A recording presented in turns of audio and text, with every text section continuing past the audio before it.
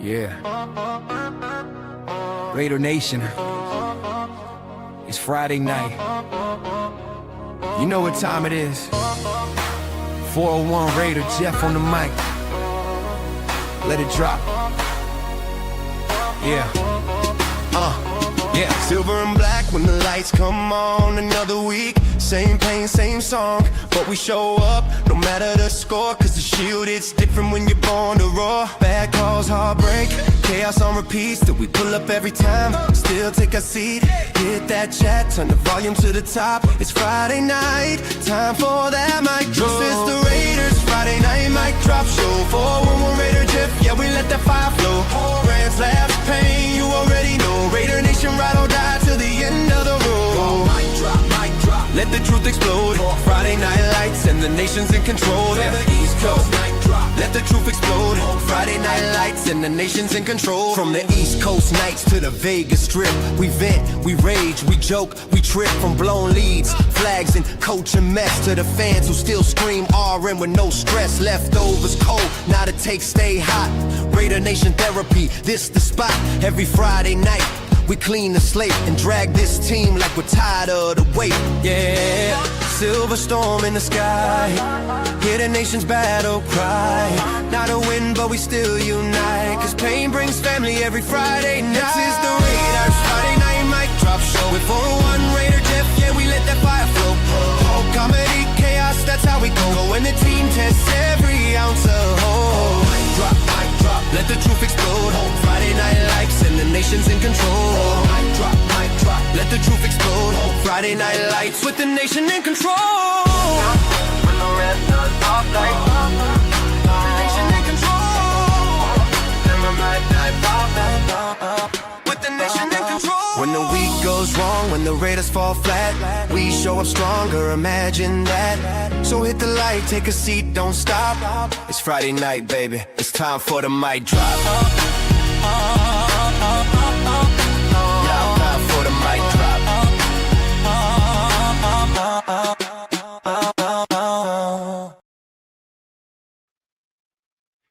And here we go, baby. It's your boy, Raider Wil, and today I am subbing in for our boy, 401 Raider Jeff, and welcome to tonight's Mic Drop Fridays.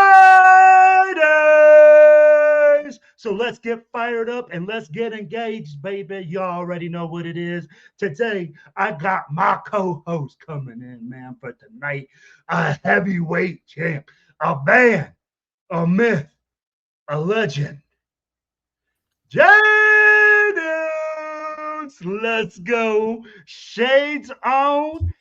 Hey, what's going on, baby? Hey, the future's so bright, I gotta wear shades. Wait, now I can't see where the fuck I'm going. Hey, man. Hey, guys, I appreciate y'all jumping in the chat tonight. Hey, I'm going to send out some quick salutes out here, man. You know, I'm not really used to this, so guys, stay with me. We got our boy Raider Travis in the house. Salute, salute, salute, fam. We got Robert Pena. Salute. Pena! We got Sacktown Mike. What up, baby? Dedication. Jumping out of helicopters still. Hey, stay tuned, man. You're gonna see Jeff jump on later. Hey, we got Jack Wasta, Raider Nation. What's going on, baby? We got our boy Navy Bet. Hey, salute. Navy Bet, one of our OGs. We got Michael. Hey, Jeff Downs, absolutely. Hey, if I run for president, he's going to be the only guy to vote for me. Just say it. So, we got some more salutes here in the chat. Check G. Okay, guys. Hey, what's cracking, Val? And we got 805. What's cracking, baby? Hey, salute to you, baby. We love you, Great show. Great show this week, 805. Good content. Good video, man. Good video. Hey, bro, he kills it every single week. Does. And you know what I love? It's from coach to coach. He keeps it a buck. Oh, you ain't lying, man. He's I don't even know why we messed around with Pete Carroll or Brendan Carroll. We should have just went straight to the 805. Hey, just hire Right to them. 805. 805 is in the building. You already know, man. Hey, just give them a Everybody salute. call. Everybody salute. Yes, sir. Hey, we got salute right here to Navy Vet. All right. Hey, guys. So today. Oh, no. Oh, wait. Whoa. What do we got? What do we got? Chewy's in the house. Oh, Chewy right down there. Right down there. I see him. He's rolling. Salute. Oh, hold on. Here we go. Where is he at? Right there. There we go. We got him, baby. Yo, but today, fellas, we're going to talk a little bit. We got a little bit of stuff going on. So we actually set up some stuff to talk about. And, hey, for the first thing, let's go here. Oh, man, now I'm confused. Hold on. Give me a second, guys. Yo. There it is. We got Fernando Mendoza. Is he our quarterback? Is he our guy of the future? What do you think? We got, hey, Joe Burrow. Is he done in Cincinnati, baby?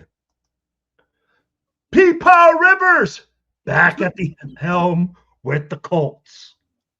We got our thoughts on the Eagles and Raiders. Also, maybe even catch up with our guy, Jeff in Philly. Mm-hmm. We got our special guest coming out, Gabe Oder. You guys will love him. You'll love him. Also, while we're at it, here in a few minutes, I'm going to introduce my new partner on my Tuesday night show that we were supposed to go live this Tuesday. However, my mom's doctor's appointment got pushed back to late in the afternoon. I had to cancel the studio. So I'm going to regenerate a studio. Hopefully Tuesday night we could do it. But there's also another issue there is he's got a baby coming this weekend. So we don't know if we're going to be able to do it. I'll tell you what. I promise you this, Will. I'm going to do a show Tuesday night. Okay. Woo! Let's go. And if I need to bring somebody in to help me out, this knucklehead right here, I'll bring him out. All right. I'll bring you in as part of the friends and family package, just so I can get my feet wet. You know, I am 943 subscribers away from 500. 943 subscribers from 500. Yep. Okay. Keep clicking them freaking subscribe buttons over there for my boy Jay Downs, baby. Gonna have to hit him twice. Yes. Whether you're naughty or nice. Yo, so we are gonna also talk. Is Geno Smith done in Las Vegas? And did Notre Dame get done dirty? So, hey, let's start off from the top, baby. Yo, guys, is Fernando Mendoza our quarterback? Do you feel that he has done enough, Jay Downs? Do you think that this guy is going to come in and make the Raiders great again? Yes, he has. And yes, he can. It's just a matter of will he. I think I'll be quite honest with the kids, for real. He is for real.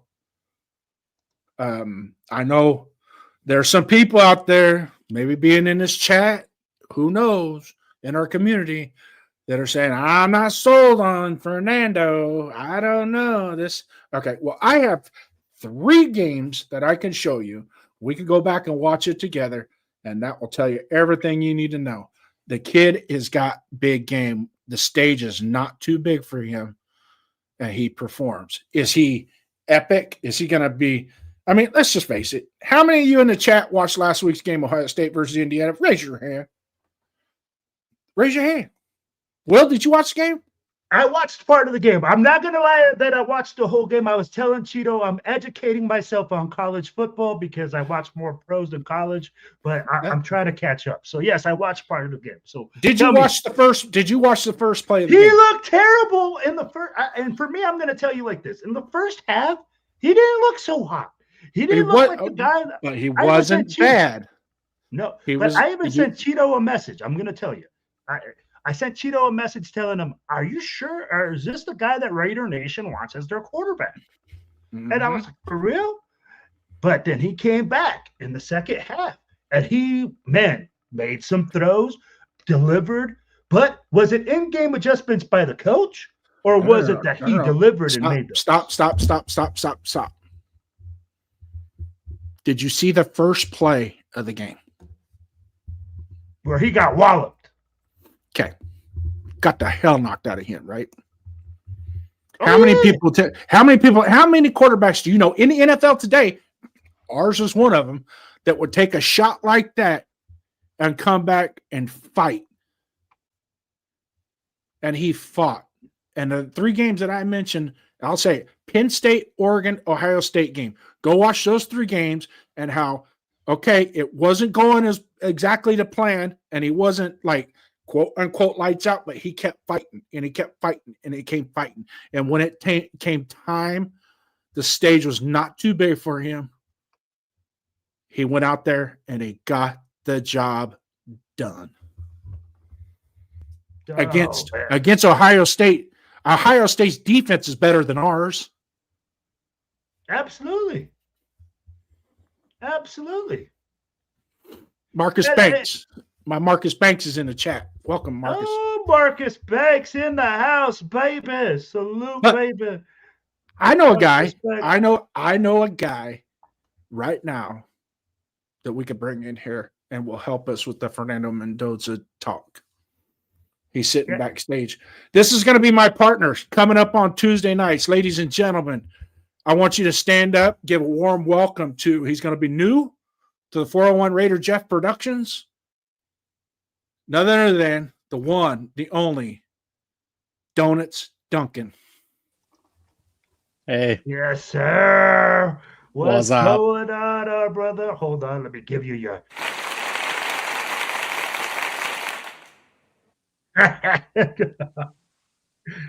Hey, Duncan. All right. So, hey, guys, this is his new co-host. Make sure that you guys lock into their show. It's going to be every Tuesday. I know that we do the Silver and Black Radio podcast and we do the Most Notorious.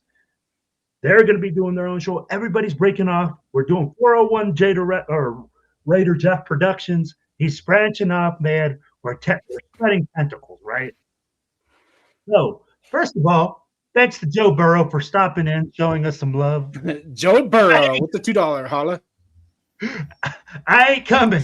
I don't want to listen to the two crazies, Wills. Hey, man, how did you know that was the way that we were going to go, Joe? I'd love to see Smoking Joe in silver and black with that type of swagger, with that type of attitude, baby. Come on, we were meant to be together. Boop, boop. Stop. You're going to get ahead of me on this one. All right, man. Hey, so my young partner would like to throw some knowledge at you with this Fernando Mendoza. Donuts, let her rip, dear Chip. Let her rip, baby. It's all you. I mean, it's like Jason said, he's had 3 really good games against top-tier college defenses in Oregon, Penn State, and Ohio State. He has moments where he doesn't look great, but he's always making smart plays. He gets rid of the ball when there's no receiver open. He uses his legs to get those first downs. The guy's always got his head on his shoulders. And he can run. He can run. And with his speech at the end of the game, I know a lot of people think is super cheesy, but all that emotion that he showed after the game, he was able to contain that while he's playing ball. He's got a great head on his shoulders, man. You know what's funny? People think that's cheesy, but at the end of the day, bro, you want that. You want that in a leader. Tell me that you don't want a guy that's emotional, that is out there, that high strung, leading your team. Like, he wants to win. And just that personality. And I'm going to tell you, like I told Cheeto, man, and Cheeto was like, Will, he's like, you have to watch the whole game in college because of the way that the mojo flows and everything like that. And, I had to go back and educate myself, right? Like you guys have. So I went back and watched the games. And I like what Jay Down said. This kid does have moxie. Like, when the chips are down, he doesn't lay down. He doesn't go and just say, hey, I'm going to give up. And I think that would make a huge difference in the silver and black. Absolutely. Well, let's add a little bit to this, his emotions during the interview after the game. And I heard a lot of people out there, oh, he's crying, he's blah blah blah. Well, salute to Raider Jeff, baby. He's in the building. He's in the chat, baby. He's snooping on us. He's Hey, snooping on us is what he's doing. Making sure boss we're not is- getting in he's trouble. watching Yeah. us. Big Yeah. Boss has his eyes on us, man. Oh, yeah. Wonder how many Philly cheesesteaks he's had so far. Hey, but Yes, since sir. we're on the conversation, since we're on the conversation for Fernando Mendoza, and a lot of people were banging his balls about his emotion at the end of the game, and he was crying. He's a kind-hearted Christian kid. Okay, he's got good morals. Okay, he's got a great head on his shoulder. He's smart. He was going to go to Yale, so he must be smart, right? Went to Cal and said, "Hey, I'm going to take this football thing to Indiana." Right now, having said that, and people want to bang his balls about crying after the game. That same person that makes that comment, I want you to walk over to the Kansas City Chiefs sideline after the national anthem and look Chris Jones in the face and say the same thing. Why are you crying? Find out what happens. It's an emotion. Some guys, it don't matter how big, bad, or tough you are. Showing emotion like that, there ain't nothing wrong with it. No. And I mean, like, having an emotional leader is not a bad thing, right? Especially if they're what I love what Duncan said. He said he's able to keep it under control during the kick. Look at how cool, calm, and collected he is down there, right below. Oh, yeah. He's almost like Fernando Mendoza-ish, right? He's sitting there calm, cool, and collected. Mm-hmm. But the one thing I do like is what you said. He took a huge shot against Ohio State. And I'd be like, bro, his little brother had to come in. Mm-hmm. He'll come in for a play and say, hey, and he came back out there and to stand in the pocket and to continuously deliver. And some plays, I'm like, he looks like Houdini. But again, I go back to this, and we've talked about this with Jeff and everybody else in the group, right? Are the Raiders ready for a quarterback like this? I'd be like, we have to upgrade our offensive line. I'd be like, and you know that this guy will not be available to after a certain amount of picks. He ain't going past one. I'd be like, you'd have to pull the trigger immediately at the very top. He ain't going past one. Absolutely. Well, here's the thing, though, is if he's there and we're at pick number 1, you take him. Like, you don't pass up the quarterback. You can keep building up the line this year and next year. Free agency, second round, third round. You can keep building O-line and protect them. You can keep your quarterbacks, Geno Smith or Aiden or whoever it is, bring somebody else in to take over for year 1 and let him learn. Like, he does not have to play his first season. Mm-hmm. Yeah. No, and that's where, oh man, you just said something so key, right? He doesn't have to play the first season. Nope. What a thought to just have a guy drafted and develop this guy and have patience. Real quick, I want to acknowledge my boy Shit Show Joe's in the building, baby. If y'all don't know him, you gotta follow my guy. He's hilarious, man. I love him. I'll see you in Houston, big dog. But I go back to it and I say, he can sit on the bench. We should develop a guy. I'd be like, the Packers do this all the time. And this is why the Packers always have a quarterback. Mm-hmm. They have a guy that they sit on the bench for 2 or 3 years and they say, okay, man, you think we wasted this pick. But then they come out and they have successful careers. So why can't we do that? Why can't we say, We hey, can. man, exactly. We can. We But can. now, let me ask you like this. Would Raider Nation be patient enough for that? I would. Yeah. If you have a plan in place, I know I have a little impatience as well. But if you have a plan in place, you have a coach, you have a system, and you're running it, and you're building and building and building and building, then yes, let him sit there and marinate. Now, if for some reason we can hit the lucky box and say bring in 2 or 3 really good offensive linemen, because that's really all we need is 2. Really, Parham's got to go, so we need a left guard. We got JPJ as long as we can keep him healthy, and then maybe a center or a right tackle. I really think a really good left guard, a really good right guard, and it could make Parham or not put him Meredith to where Meredith could be successful as a center. Okay, if he's got 2 really good guards blanket and boxing him in, he can. It takes a lot of pressure off of him as far as his blocking assignments and whatnot. But at the same time, if we bring in if we do it like me and Duncan has discussed, and Duncan's already hit on it, is be real disciplined. If that quarterback is there, you got to get him, because we can always get linemen 10, 12, 15, 18. And you can get a quarterback too. Don't get me wrong. A lot of our good quarterbacks, Josh Allen was the 7th pick and Mahomes was the 10th pick and, Lamar Jackson was the 32nd pick. I know, I get it. But sometimes in a draft, there's an absolute. And if you got to take, and if that absolute is there at your pick, you take him. No ifs, ands, or buts. What say you, Duncan? Well, another thing to add on to why you take the quarterback is coaching. We need a new head coach. Like, whether we keep Pete Carroll next year or 2 years, his whole contract, whatever it is, we're going to need a coach after him. Who's going to want to keep coming back coaching the Raiders when we don't got a quarterback?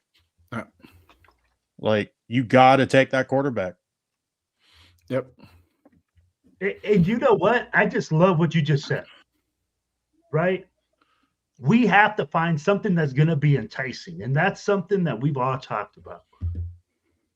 A quarterback of that caliber, that's young, that is coming in hot, and I'm a young OC, that looks a lot better to me than where we're at right now. Yeah.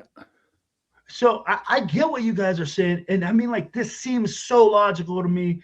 And hey, what up, Adam Mayo? Salute to you, my brother. Much love. Hey, I hope everything's good in Austin, Texas, or down there in Texas. You know what it is. I'll see you in Houston, baby. In San Antonio. So, hey, with him coming on and adding him onto the squad and putting him in there, that entices me more as a coach. That lets me know that we have something to work with. That says, hey, man, you know what? I can go there. It almost makes it like, I'll explain it like this. The coach that went to Chicago, I forget his freaking name. Ben Johnson. Ben Johnson. When he looked at us, right? You're looking at the Raiders who have nothing. No draft picks, no nothing. And you see Chicago. Caleb Williams, a bunch of young draft picks, a bunch of youth movement. Bro, it's hands down why he looked at it and said, I want to go to Chicago. We had nothing to offer, bro. That's why Pete Carroll came to coach us. Pete Carroll was at the bottom of the barrel.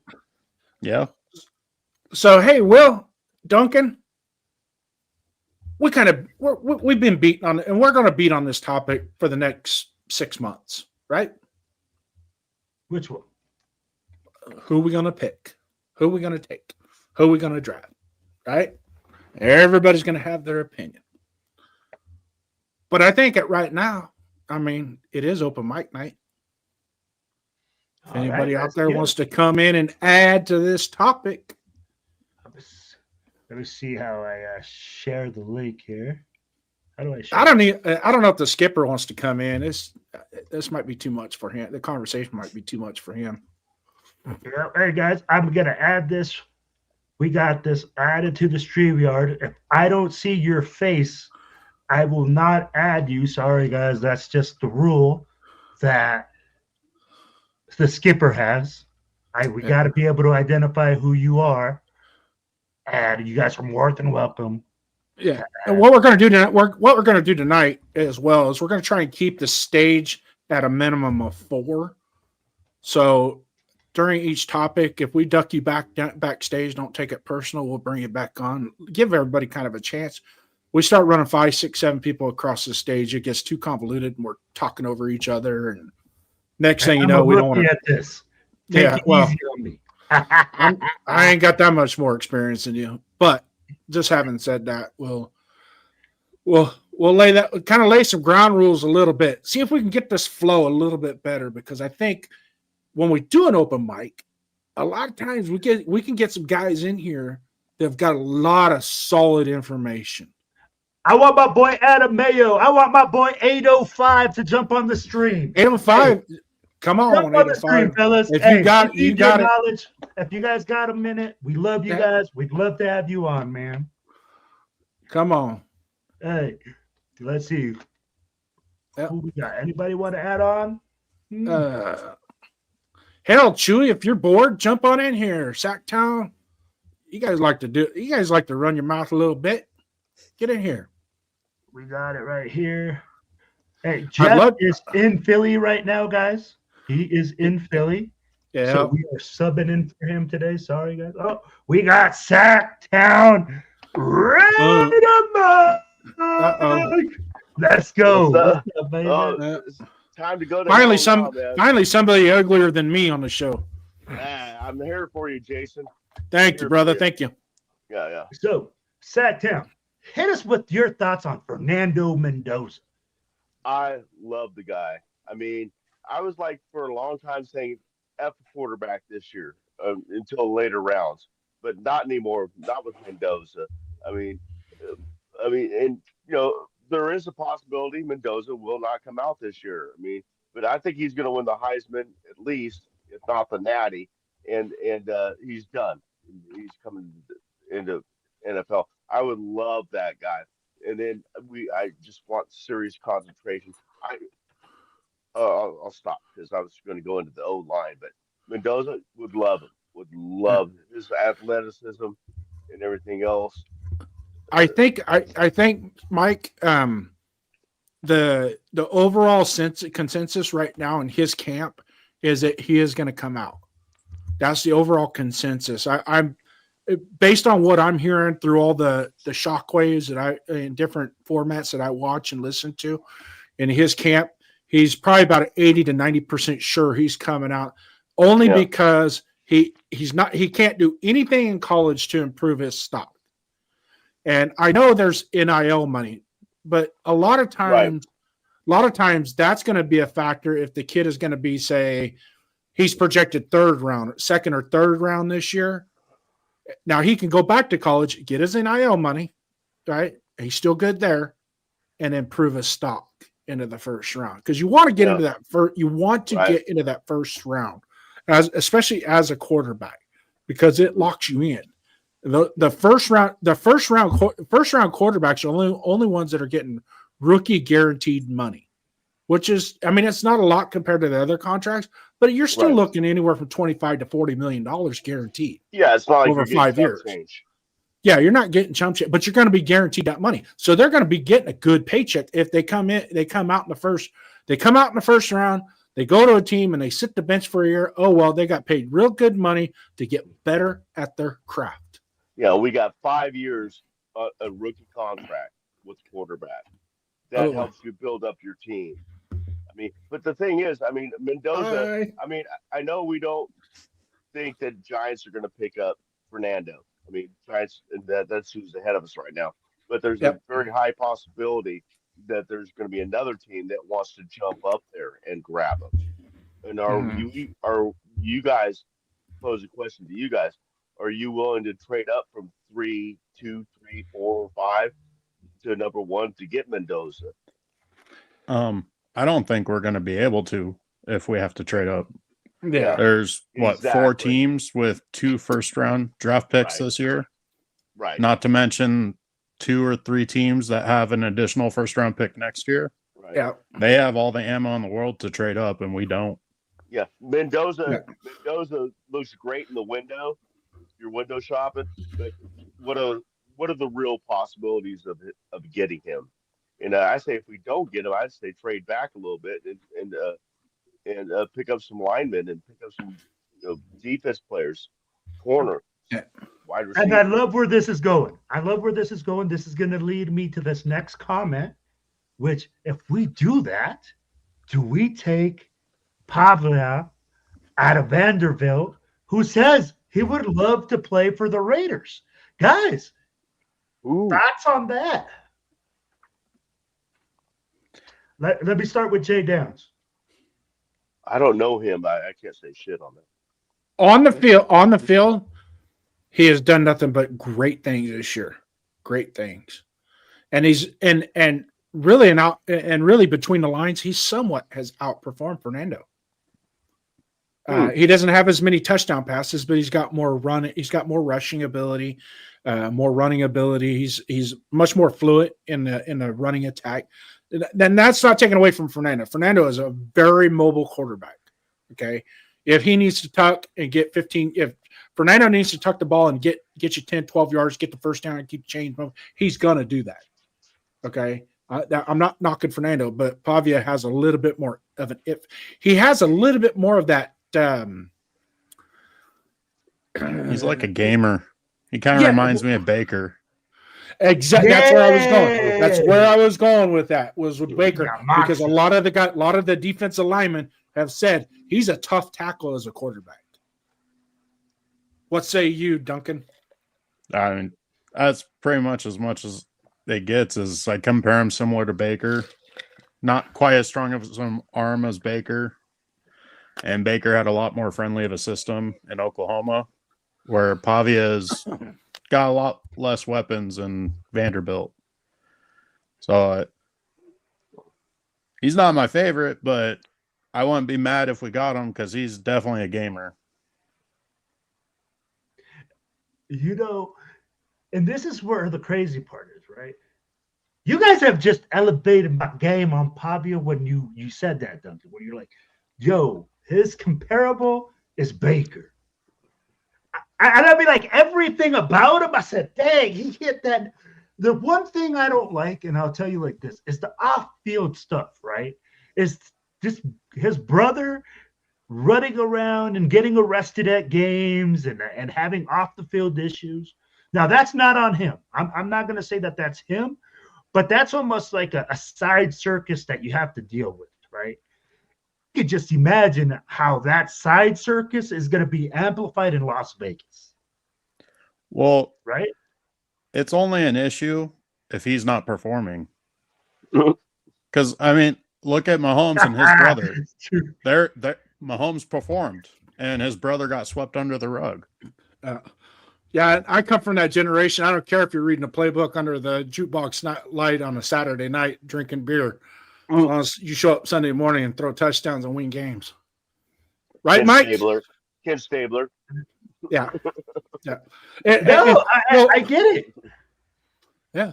Yeah. Don't be a detriment to women. In other words, don't be doing stupid stuff like that.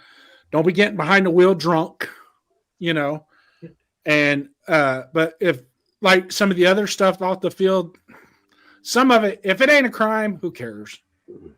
Who cares? That's his own. That's his own personality. But he comes from a different culture, different background, so he's not going to be as polished as a human being. But sometimes these guys grow up.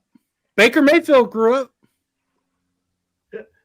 Look, I'm going to ask you guys this next question, and this is another quarterback that's been linked to us. He says, not a Raiders fan, but what about Dante Moore? I think he's a better passer than Pavia and just as mobile. I don't think he's coming out. I don't think he's coming out this year. Yeah, he's getting that Nike breaking money. Breaking news. His offense coordinator left for Kentucky. It upped the ante a little bit of him might want to come out. Ooh, I did not know that. Well, as a passer, Moore's probably the best option in this class, just as a pure passer. Pure passer. He's got a great arm, real nice, smooth release. My problem is he's coming from Oregon, and Oregon's pretty friendly for quarterbacks. But Justin Herbert came from Oregon. Yeah, what has he done? Lost in the first round of playoffs every time he shows up. He's best quarterback from week 2 to 15. Yeah. Just get me into the playoffs, baby. Then we got Bo Nix. He came from Oregon and Auburn, but he only shows up in the fourth quarter of games, which, I mean, that could win you a Super Bowl with that defense, I guess. But he's not doing shit. Cheeseburger, I'm going to throw this in there. What is your, I know you're not a Raiders fan. What's your team, man? We'd like to know. All are welcome here as long as you're not disrespectful. But just curious who your team. All right. And then, like, now we got this question here. Oh, ECG in the building. It says, ECG says his tight end, Eli Stowers, just won the John Mackey Award. He got weapons, LOL. Eli Stowers is a monster. Yeah. If anybody would know, it'd be ECG. Yeah. So, okay. Hold on here. Let's see. And I'll be like, that pretty much. Oh, I think he's FCS. He's an FCS quarterback. Yeah. Dante is great, but the problem is his decision making, according to Ant Weiner. I can't even, bro. I'm sorry, bro, if I said it wrong, but Ant Weiner. And then Cheeseburger Daddy says, I'm a Colts fan. Oh, okay. Okay. Oh, okay. Cool. Hey. And Cheeseburger Daddy just commented on Peepaw Rivers being the Colts quarterback. Yeah. Yeah. So Good thing So- we're not playing the Colts That's this right. week. I forgot about that. Yeah, right. hey, so I'm gonna go. I'm gonna go to ECG's comment right here. Now that I figured out who it is, the tight end from Vanderbilt. Yes, absolute weapon. It helps Pavia out a ton, which I kind of correlate when you watch the two. I kind of correlate that with Drew Aller last year with Tyler Warren. Drew Aller with Tyler Warren was just an absolute weapon for him. Tyler Warren goes to the NFL. Drew Aller says, I'm going to stay another year. Look what happened. That Or made a Beck difference. and Bowers. Well, Bowers makes Geno Smith look like an all-pro. But a quarterback's best friend is a tight end. It is. A quarterback's It is. best friend is a tight end. Absolutely. And Brock Bowers is a cheat code. Yeah. I mean, like, when you make you catches pair- like that, you're a cheat code. An underused pair, cheat code. Yeah. You pair a good quarterback with a good tight end, Mhm. and all hell could break loose. Look, I mean, watch when Kelsey leaves. Mahomes is going to struggle. He's I going mean, to they already are. Yeah, well, they already are. He's already lost that. Kelsey's lost that. He's had some good games this year. Don't get me wrong, but you can tell that he's lost some of that. He's on the downslide, no doubt about it. Too much Swifty. Yeah. Or not enough. All right. One of the two. Hey, Yeah. guys, if you guys want to join the chat, I am putting the stream link in the chat. Make sure that you guys hit the like, share, and subscribe buttons on each one of my guys' links. We got Jay Downs. We got the Silver and Black Yep. Radio podcast. We got Dunkin' Donuts down there. We got our boy Dunkin'. Where's the flag? Uh-oh. Where's the flag? Where's the flags in the building? Flags in the building. Where's the flag? One of our OGs, man.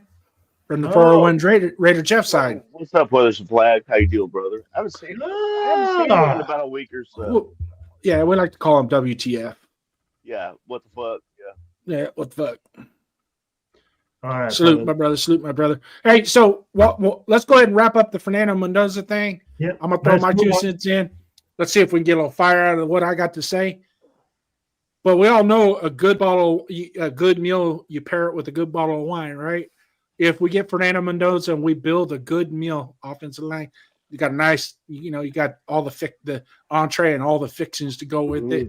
that bottle of wine that I think can uncork it. Rorschach. Brian Dable, OC.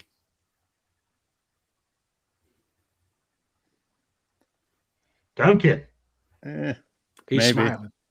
I think I heard, Maybe. I'm not a I think Dable I think I fan. just heard crickets. I'm not a Dable fan either. Yeah, I'm not a Dable fan. I Especially think we're after Daniel Jones is with the Giants for how many years and doesn't do much. And then first season with the Colts, all of a sudden he's performing better than he ever has. I think that shows more negative on Dable. You know what? You are, dude. Thank you. That's a good point right there. That's a good point. Hey, so I'm going to put it like this. I think I love the idea of drafting a young quarterback, putting him on the bench, letting him develop and grow. If this is the way that we do it, though, I am with Jay Downs. We need some sexy war daddies up front to protect this young man. And that's the first thing we need to do is upgrade that O-line. And we need to upgrade our coaching there. Because honestly, 805 that's in the building knows that coaching right there is freaking just straight disrespectful. I'll be like, you can't even freaking call that coaching. It's an embarrassment. Our guys are not making adjustments. They're not getting taught. They're not developing. So at the end of the day, we need those war daddies up front. Well, yeah, I mean, for one, get rid of, Carroll Jr. and Brennan. And, I mean, we have Philbin. I mean, Philbin did better than Brendan Carroll's doing. I mean, and I like the center out of Baltimore, Linderbaum. I mean, free agent this year. That's going to be a bidding war. Yeah, it's going to be a bidding Hey, war, but man, back up the Mack truck and show him the money. We have the money. Well, they can also franchise tag him. Yeah, but they turned down. They're turning down it. Doesn't he have the 5th-year option? Does he have the 5th year? And they're not negotiating with. They're not doing anything. Yeah, I thought he was going to be available by the end of the year. I think so, but we'll have to wait and see. We'll have to wait and see once free agency opens up if he's still going to be. I mean, if he makes it to free agency, then we'll see.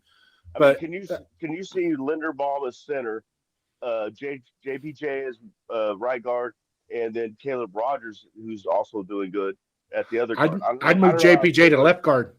Move JPJ him to left guard and leave Caleb at right guard. I can see that too. Yep. And that would, other than DJ Glaze, I mean, we're fucking set on that line. I mean, not depth wise, but I mean, at least we have 4 starters. At least a couple of them could play on another team, in the NFL.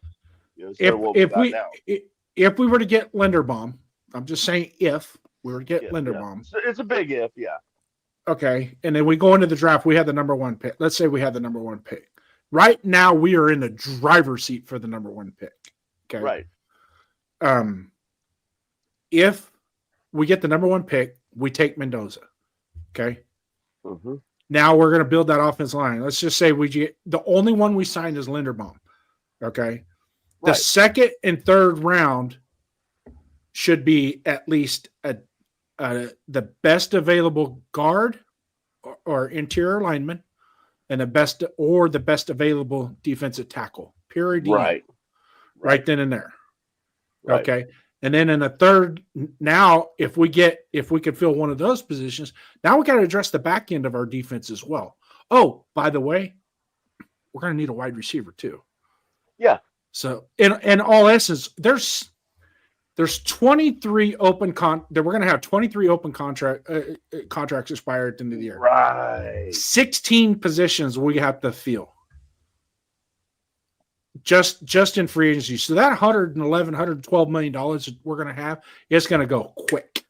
And for us to make we have enough wiggle room for maybe 1 or 2 splashes, but you got to hit. We cannot be doing this, getting somebody else's no more Kappas. Yeah. No more Well, capital. no more Christian Wilkins either. Yeah, absolutely. Well, So- so ECG just hit us with something. He said Ravens already said they had some contracts they had to take care of, and both sides want to stay in Baltimore. I don't expect Linderbaum to leave. Yeah. Wow. I don't either. ECG. There's going to be some nuances in the Yeah. contract negotiations that we're not privy to that may cause them to hit the free agency market. But I could really see them before free agency opens. I can see them even at the 13th hour or the 25th hour signing him to a contract. So that's hard. You just don't let guys like that walk out the building. You can move money around to get the guy signed. So you just don't let guys like him walk out the building. You just that is so detrimental to your franchise. You know, I can see if there was some exaggerating issues with him off the field and even on the field and locker room that would have them be hesitant to sign him to a lucrative deal. But that's not the case with that cat. He's going to earn every penny he gets. All right, guys. So, hey, Roshan, he's like young head coach with the young OC and DC coordinators with Mendoza, plus draft capital and free agency. That's exactly what we need. And we couldn't agree with you more. We talked about it earlier in the show. Now, guys, let's move on to the next one. Hey, is Smoking Joe Burrow done in Cincinnati? He sure sounds like he is. I mean, like, to me, if he's done, right, if he's really that sad that he's not, you know, I don't know, competitive or he really lost his mojo. Smoking Joe, you just need a little change of scenery, baby. Come to Las Vegas. We'd love to have you. We'll re-energize you. I'll be like, hey, guys, this is a guy that I couldn't believe it. If we would had the ability just to get him, I know this is a big hypothetical, but guys, it would be a dream come true to have a guy of that quality come to the silver and black. Now, of course, he would have to be done in Cincinnati. So, Duncan, what do you think? I mean, he's a great quarterback, but I don't think we can try to get him. He's going to be way too expensive for us to get. With all of our issues on the O-line, he's switching the Bengals' terrible O-line with our terrible O-line. So it's like we would have to absolutely nail free agency on the O-line, which we can't do if we're paying Burrow. And then we got to draft the O-line, and, well, guess what? We're probably going to be missing our first and second round pick. So we're not getting a top-tier O-lineman.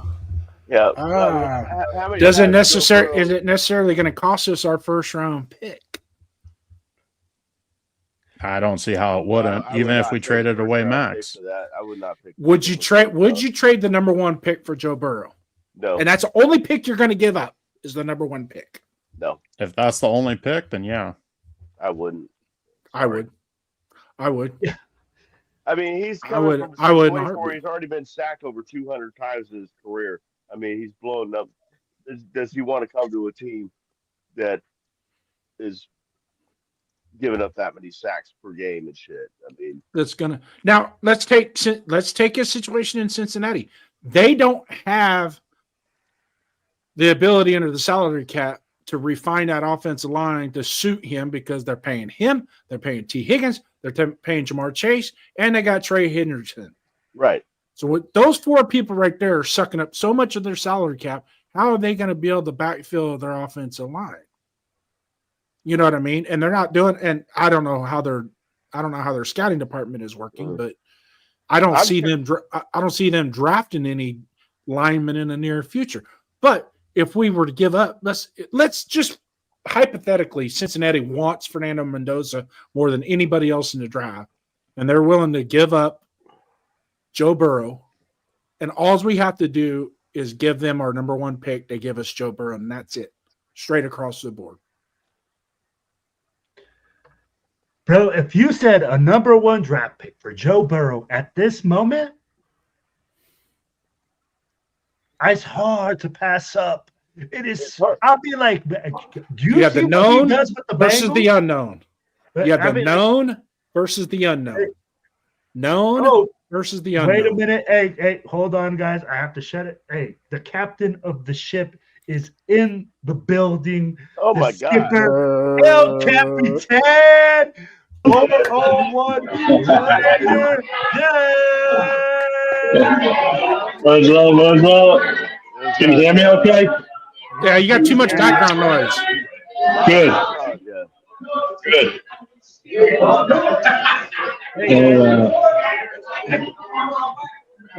I'm going to go outside, so hang on. Yeah, thank you. Yeah, I am. I got Myra G's here, too. Oh, say hi to Nice. Myra for me. Say hi to Myra for me. She remembers. Oh, you're going to be able to say hi to her in a second. Okay. Hang on. I'll take a hit with her. I'll smoke a hit with her. If y'all gonna eat, y'all eat out there. There ain't no food out here. Damn it. So There we go. if we're gonna get some fucking food, and then I meet y'all down there, I'm There we gonna go. get the whole fucking posse out here, bro. The fucking truck doing his shit right now. He's doing his podcast. Yeah. The posse. is- Now I'm hands free, baby. Hey, where we at? Yo, we live, baby. What up? What up? Raider! Rich, he's the VP. He's the VP of the Philly chapter here for TBH. Yeah, we represent. We live. I got my boy Wolf, Raider Wolf on the line. Ross Bricks on the line. Look, I'm about to show y'all live shit right now. what up, Wolf? Yeah. What's up, guys? What's going on, Ross? Yo, it's all about the Raider Nation. Recognize that shit. Real recognize real. Raider till we die. Win, lose, it's tie. Let's go. Oh, so I'm out here freezing my ass off for everybody. So it's fucking cold here. That's all I gotta say. But yeah, no, the place was popping pretty good today, man. We had a good amount of people here. So I don't know if you can see behind me, but No, you pretty much block half the hemisphere. okay. Okay. So Dude, this new tripod selfie stick is freaking awesome. I love it. This is great. Because I can just stand here like this. Oh yeah, baby. Told you upgrades, man. How's everything going tonight? Yeah, got you know, better now that you're in the building. Yeah, Yeah. we were runner-ups to the Emmy until you showed up.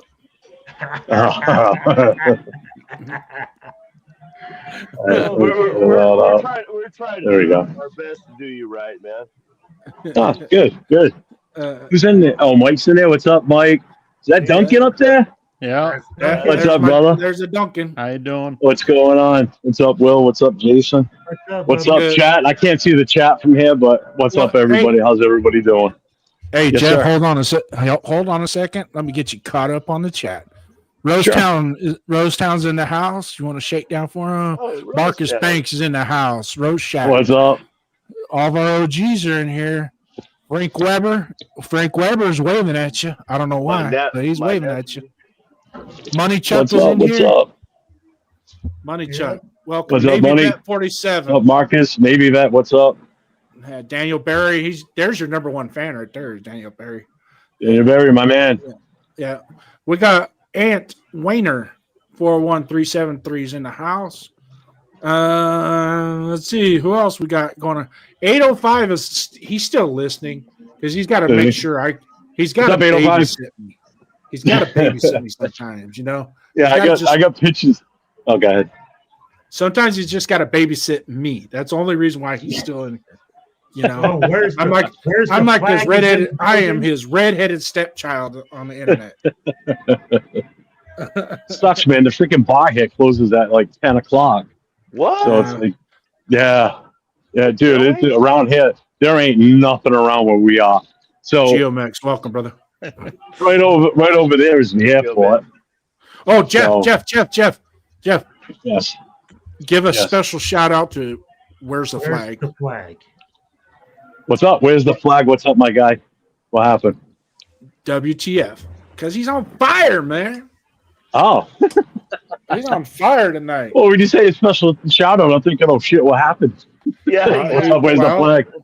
He's here with us. He's here with us. He's on the liquor store run right now. He's on a liquor store run. There you go. Well, I thank you guys for holding down the fort tonight. I really appreciate it. Once I'm back up in the room, once I'm back up in the room and settled in, so we're probably going to go about 6-7 hours tonight. So I don't care. Yeah, I know you don't care. We're give two shits. with Will and Duncans is up there going, no, I ain't doing no 6 or 7 hours show. Let me tell you, man, that 8-hour show that one night, and it just so happens my wife's in Disneyland. So guess what? I don't have to watch movies tonight. So I'm all about the 401 Raider Jet Productions tonight. So hey, wait a minute. So does this mean this you broke Duncan's cherry on here? This is his first time coming on live? Yeah. Tell him a little bit about yourself there, Duncan. Nice. You can tell him to piss up a rope too if you want. I'll let you. Yeah, I don't care. Yeah, but no, I'm not doing no 6-hour show tonight. I got a 2-year-old daughter, and I gotta get my rest for when my son's born on Sunday. Hell no, I don't blame you. What? You guys not on the way? Yeah, man. Yeah. Congratulations, man. Congrats, man. What's the definitely. due date? What's he do? What was that? When's the due date? When is he due? Either Sunday or Monday. Oh wow! Yeah. Nice. Congrats, man. Congratulations. That's why Jason was saying he might have to do his show solo on Tuesday if things don't work out for him. All right. Yo, so Jeff, let me get your thoughts on this. Go for it. So we were just debating. We were said, hey, Joe Burrow says he's done in Cincinnati. I know. I saw that. Cincinnati was about to trade if they asked for our first round draft pick for Joe Burrow straight up. No other stuff. Do you do it? Yeah. Yeah, I do. Okay, I'm the only one then. I do. You know why? It only works because thank God free agency before the draft. If we get Lindenbaum here, if we can finagle that somehow and Baltimore doesn't somehow work a contract that he's happy with and he stays there because they still have first rights. If we get him here, without a doubt, man, you pull that trigger and pull that trigger hard, baby. We were actually talking about Lindenbaum before too. I think that's the other key. You get them two together. You got JPJ back. You got Rodgers, who's looking decent so far. You've got Colton Miller in there coming back fully healthy. And now you just need one more piece. It depends on how Glaze turns out. Again, I'm telling you, I still think the offensive line it's the coaching that's the issue. You still got the players there. You know, you get rid of Kappa, see you later, all that. I think he should pull the trigger. I'm all for it. All for it. Yeah, and I agree. I don't think any coach can help Kappa and Parham. Meredith, on the other hand, there's something that we can work. I think we could work with Meredith, and if we pair him with two really good guards, Rodgers and JPJ. Let's say Rodgers takes a giant leap towards the end of this year, and JPJ, you pair those two guards. I think Meredith can hold down the center spot, and we can have a really, really good interior line. But we need a coach that can coach them up. I say we can't get Joe Burrow because of money. How many empty spaces we got filling free agency in the draft? 26, you said, Jason? We have 23 expiring contracts. Yeah. 23? Mm-hmm. Okay. And we have probably about 110 million going into next season for cap space that we can spend. Mm-hmm. Joe Burrow takes 55 million of that. And then if we do get a Linderbaum, he's probably going to be looking around 18, 20 million a year. Yeah. That's 75 million right there. And that's only 2 spots. Yeah. And then we got 10 draft picks, and they'll probably cost us about 8-9 million if we keep all of those players. 11. We should have 11. Yeah, we keep. Yeah, We are that's also just gonna it. be picking up more Like, money as some of these free agents are released. We're also be picking up more cap space. Yeah.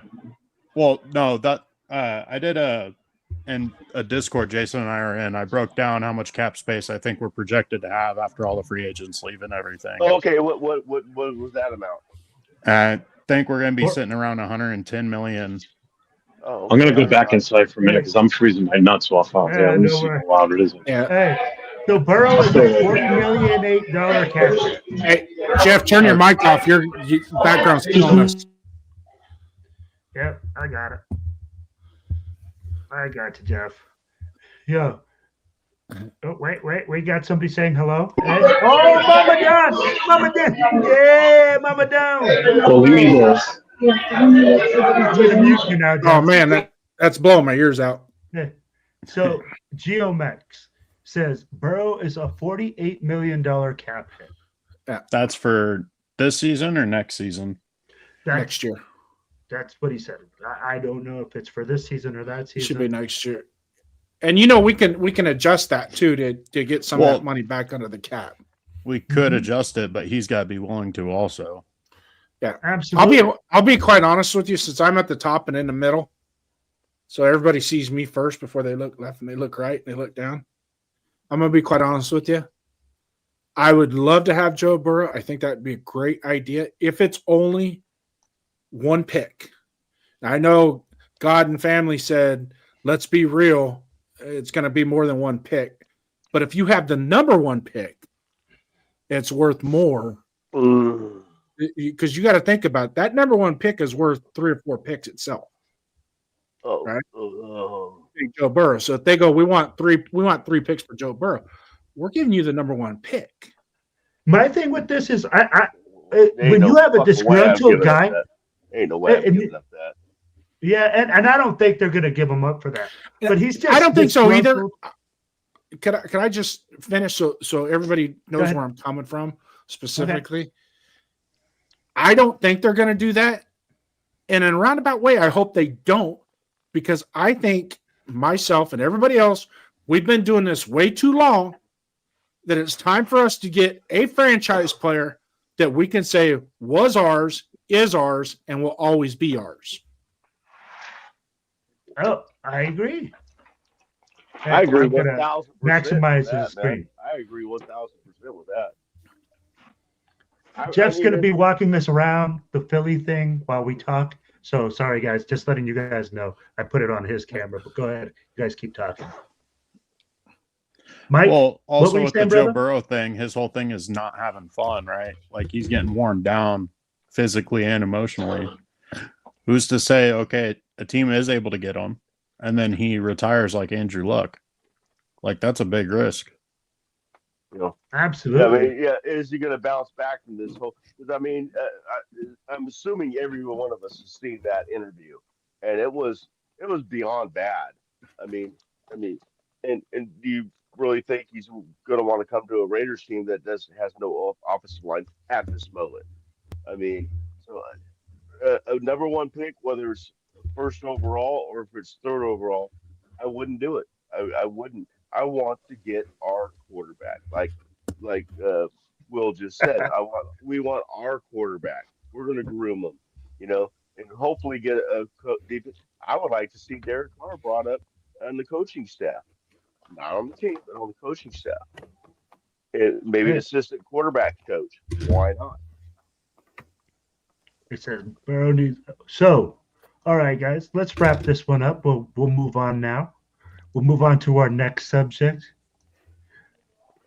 Peepaw Rivers back at the helm with the Colts.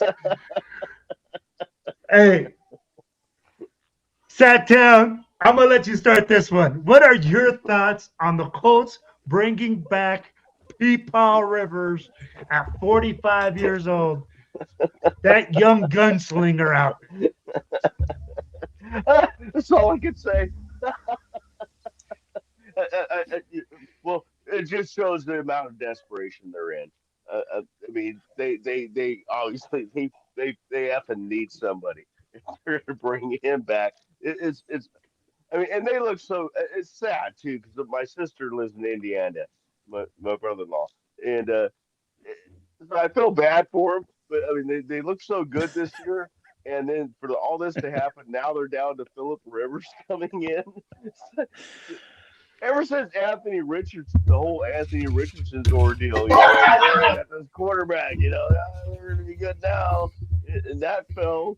And then now they're down to, then they got Indiana Jones was looking really good. And they're almost as cursed as bad as we are. Almost. I mean, they've had no luck. That's how I feel about it. Guys, we got our special guest right now. Gabe Owner to the right of me, right in between me and Duncan. I'd be like, you obviously see that he's nice and healthy right now. Freaking great guy.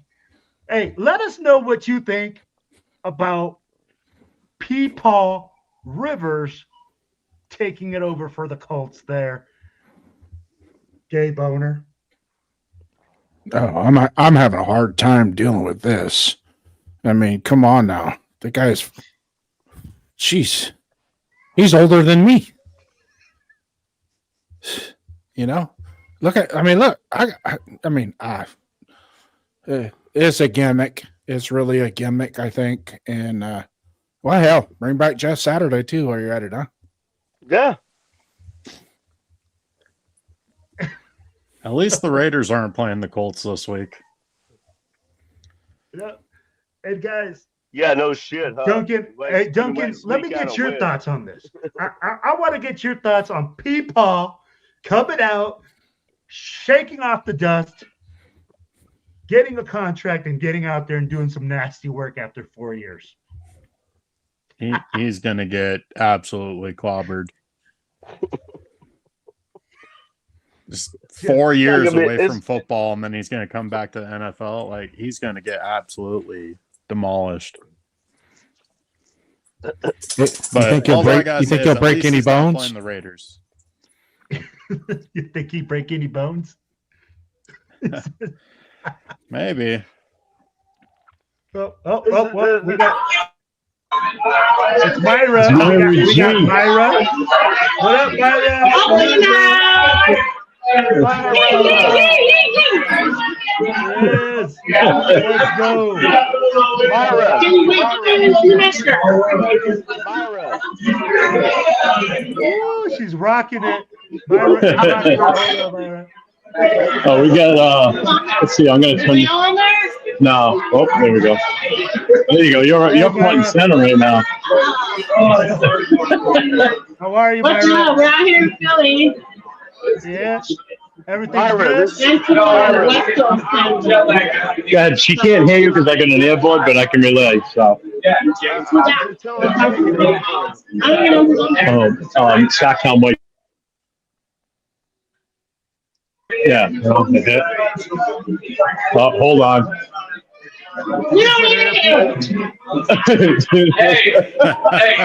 Captain Crunch. That's awesome. You know the babes in the building.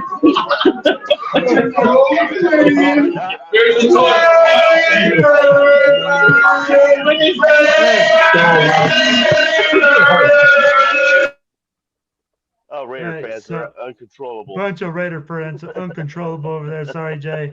I know that's kind of loud. Hey, look at this, man. Hey, I'm going to leave that picture. We are live from the – look at this, baby. We got Marty. We got TMBC in the house live, baby, representing. Hey, much love to them. Looks like it's good time. But, guys, like we said, Peepaw Rivers. Duncan, I agree with you. For me, people, oh, look at that. Hey, I love the flag. I love the, hey, there we go. What's up, Marty?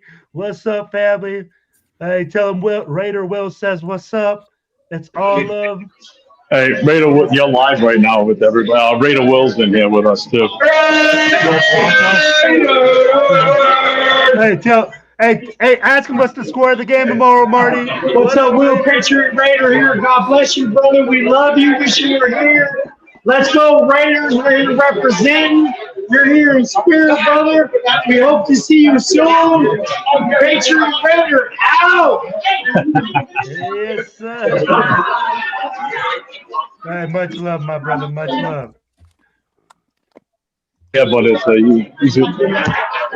All right. Hey, Joe. All right, I'm gonna hey, real quick, I'm gonna log off for now. I'll probably pop back on when I get it back up into the room. Yeah. Hey, work up on your makeup a little bit. You know, blush up there. How about you, my balls? How's that? Yeah. Hey, get up. Hey, you got to get up to your room quickly so you can take this back over. Oh, Get nice. back up. Yeah. All right, Jeff. All right, guys. See you later. Thanks for doing this. I appreciate it. Hey, whoever sent that super chat, I'm sure it was accelerated. Thank you very much, brother. I appreciate that. And I'll be back on in a little while, hopefully. Later, everybody. Good night. All right, now we're going to end the show. Right?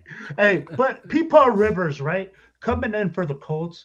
Man, this to me is a sign of a desperate team.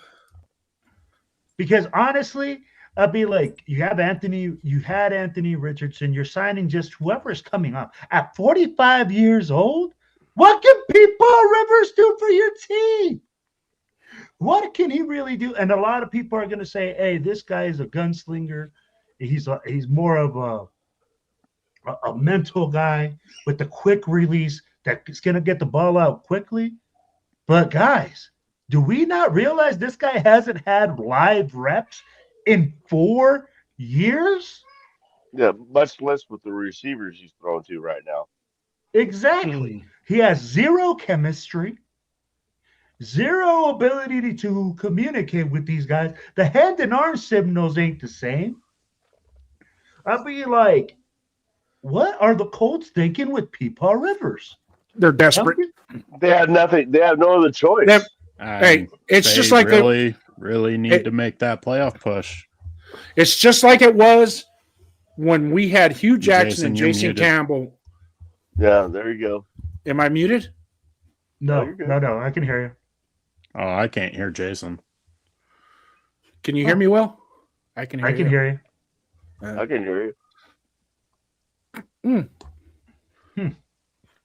All right. Well, anyways, it's the same. It's the same circumstances what we were in when Jason Campbell went down, and then they brought Carson Palmer in. We had a run going, and you figured, let's go get this veteran that's sitting on a couch, see if we can come in and keep this train moving. Yeah. Hey, right now, Peepaw Rivers might come in and outdo Geno Smith.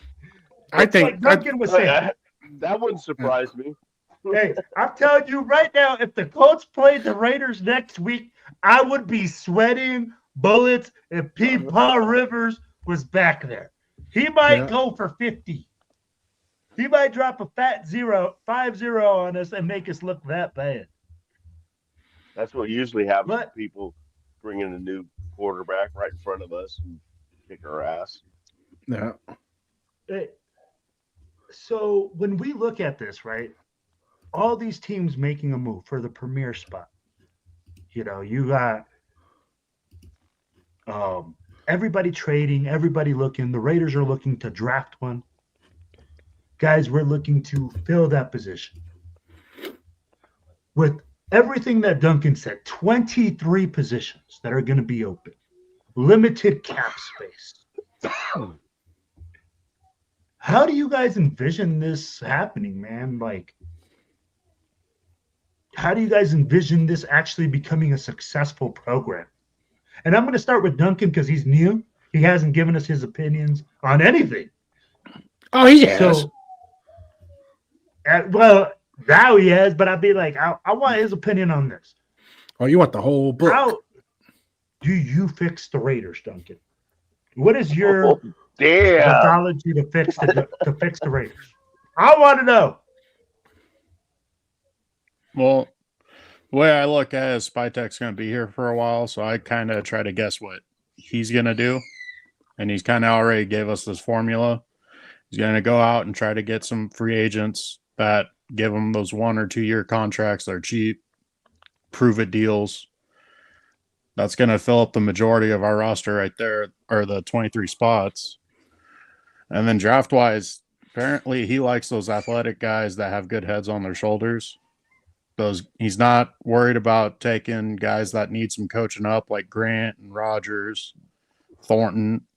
He likes those athletic guys. And some of that could be Pete Carroll too, because Pete Carroll likes his tall, physical, fast receivers and corners, which is why we got Thornton and Porter, the corner.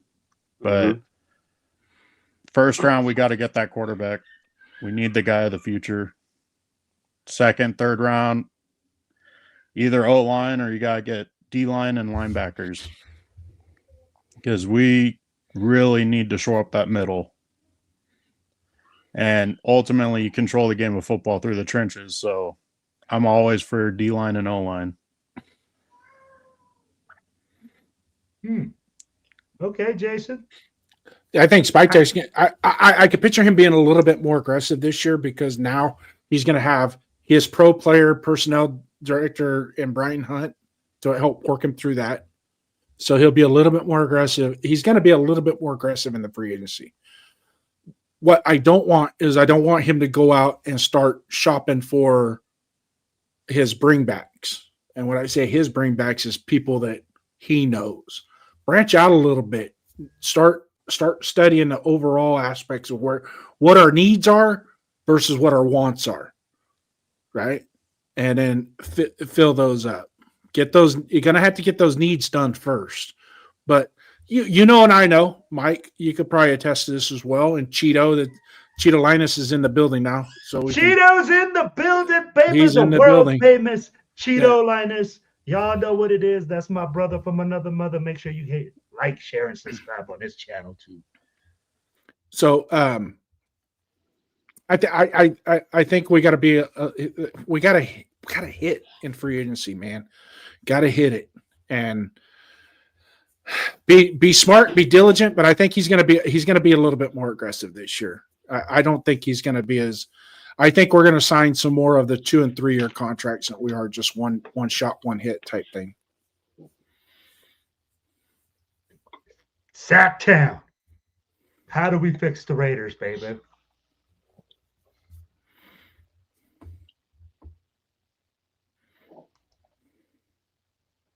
He's thinking.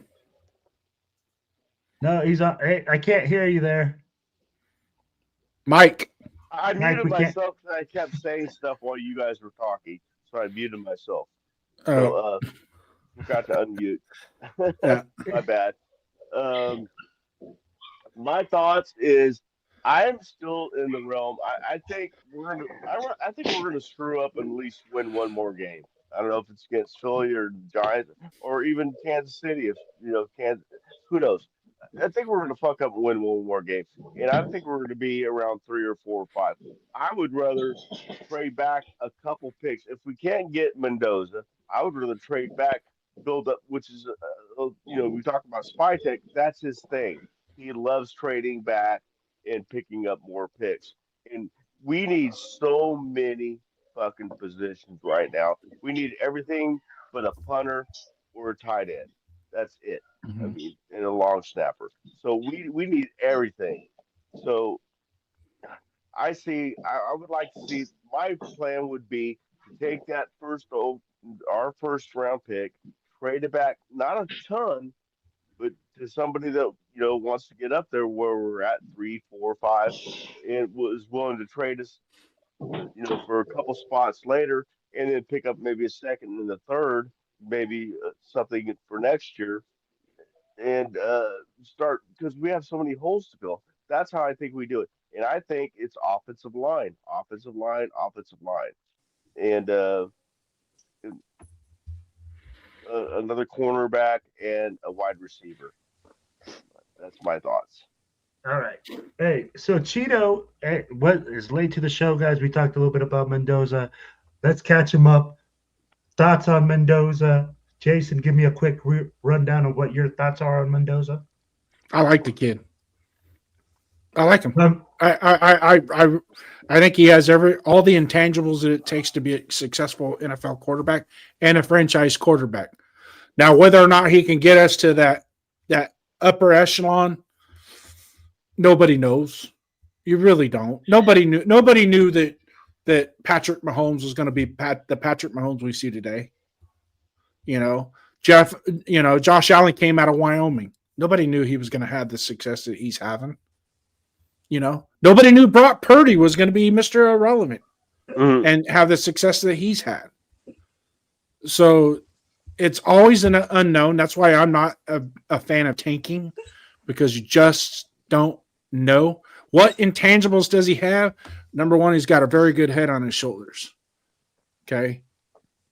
His anticipation throws are spot on. Number three, he doesn't ever quit.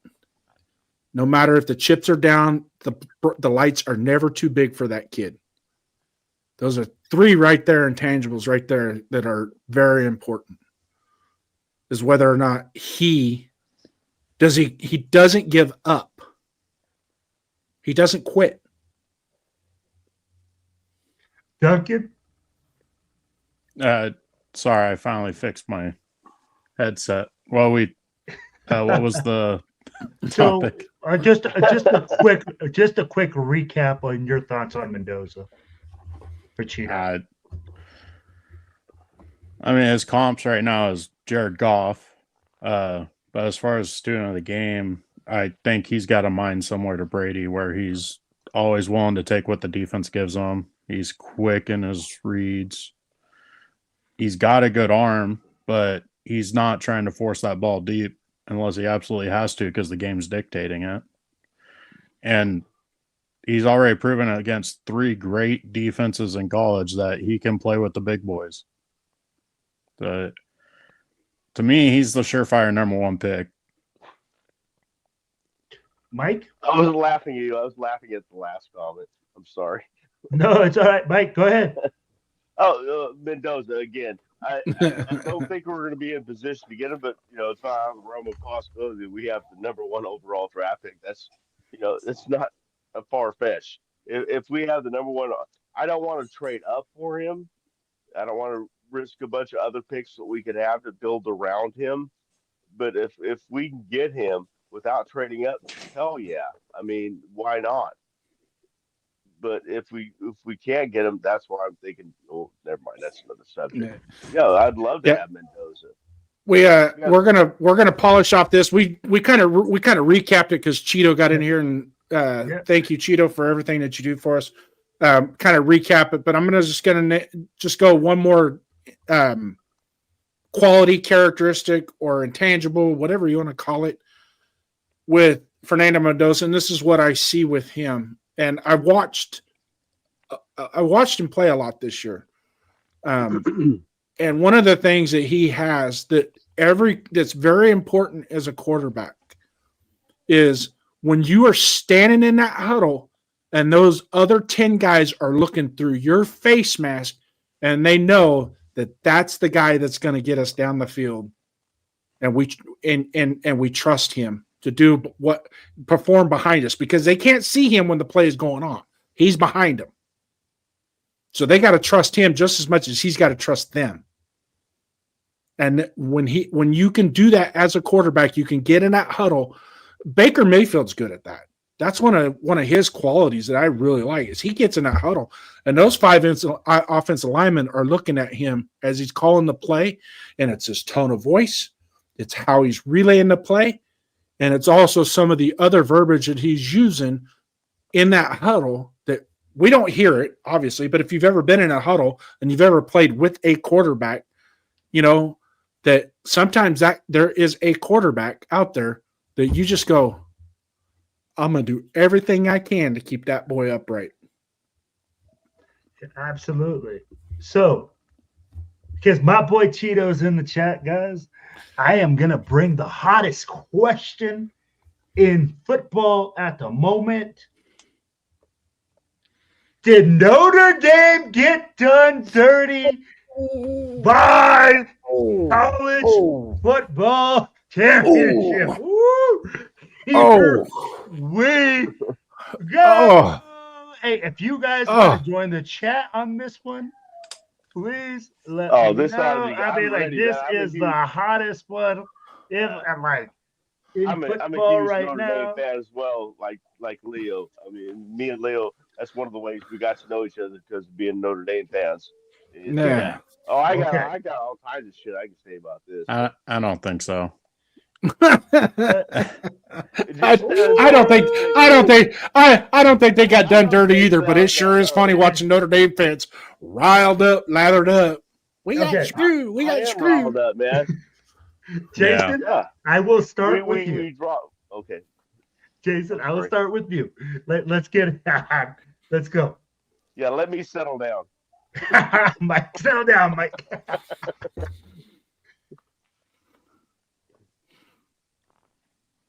Join the conference. Get in a Big Five conference. You want to knock off the nonsense? Get in a conference, win the conference. I understand. That's what this is all about. That's part of my peeve. Well, if they hadn't lost, well, go first. The biggest thing is they lost to Miami the first game of the season, and I knew that was going to come back to haunt them. I knew that was going to come back to haunt them by losing that game. And so they have nobody to blame but themselves.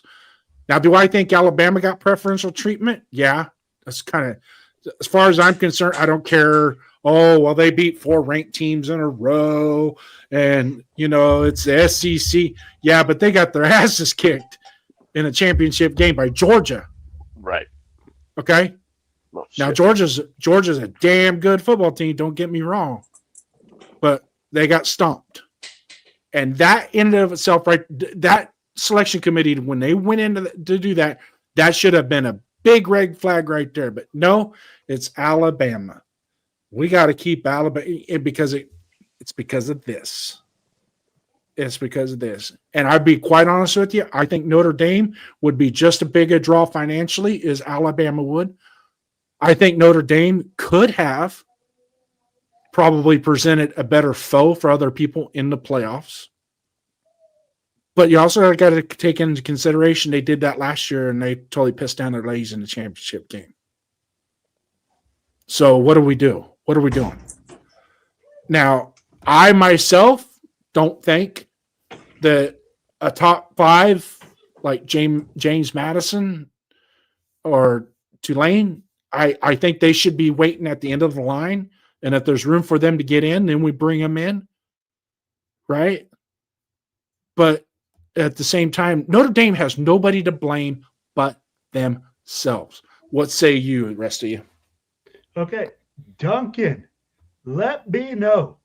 Did Notre Dame get done dirty? Floor is yours, my brother. They didn't get done dirty. Ultimately, if you want in, don't lose. I mean, they lost to Miami, and that was probably the best team they played all season. Like,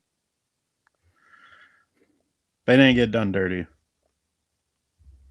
But that's all there is to it. Okay. Mike. Had to unmute. I had to unmute because I couldn't stop myself. But Jason Downs, 90% I would agree with what you said. 90% of it. I mean, you were almost stating my case about, well, the thing is they're not in the conference. Well, I mean, and I agree that Notre Dame, and I agree. I think they're going to be joining the ACC, and I hope they do it soon so they have that championship game. But I mean, when you're ranked at number 9, and then you win a game I mean, it's not a top-notch team, but you destroy the team that's in front of you. It's a drop from 9 to 11. How does that work? How does that work? It doesn't. It's another thing because Notre Dame is a name like Alabama. It's a name. Ohio State. That's a name. Notre Dame is a big fucking name. I mean, they've been on broadcast every week back in the day when I was a kid. I mean, they have a name. They have a following. They have a market value, and I think it's a bid. The that the NCAA wants Notre Dame to join a conference, which, in my opinion, in most people's opinion, would be ACC, and I agree with that. And then they'd have a better chance because we have to make it up. Yes, we lost our first 2 games with a redshirt freshman quarterback. We played Texas A&M, we played Miami, and we lost both of them with the total point spread of 5 points for both games. Okay, that's 5 points total for 2 games. We lost to Texas A&M and Miami by 5 points total. That's a slim margin with a redshirt freshman quarterback. And what they did the rest of the year, we demolished teams week after week after week. And we played good teams. You might want to scoff at Navy, but they have a fucking good team, and they play my Army team tomorrow, and they're going to kick my Army's team's ass. That's another subject, but the fact of the matter is, I think it's a power move to make sure, try to convince Notre Dame to join, a conference, and that's what I think is bullshit about it. That's the part. I know Miami beat us one. I was expecting Miami and Notre Dame to get in, and Alabama to get out, especially after that shellacking against Georgia, and they passed us when they got shellacked, and we won a game. Doesn't make sense to me. But Alabama also beat Georgia earlier in the season. But they lost to Oklahoma.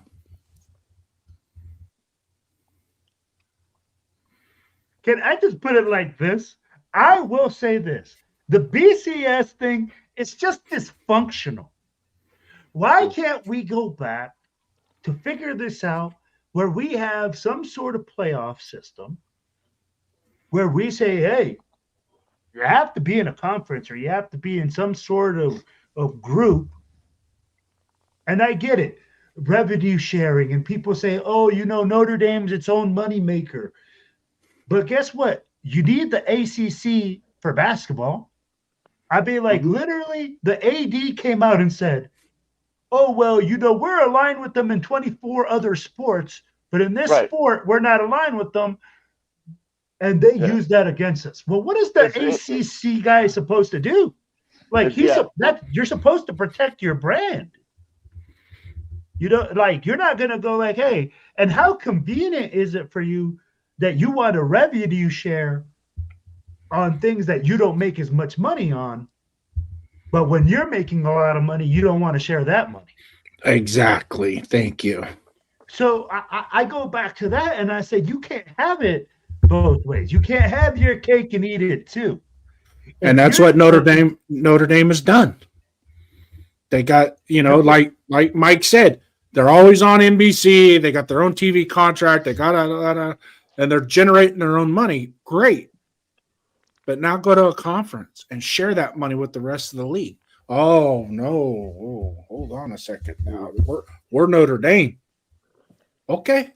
Well, then you're going to be an independent. When you're independent, if you earn a right.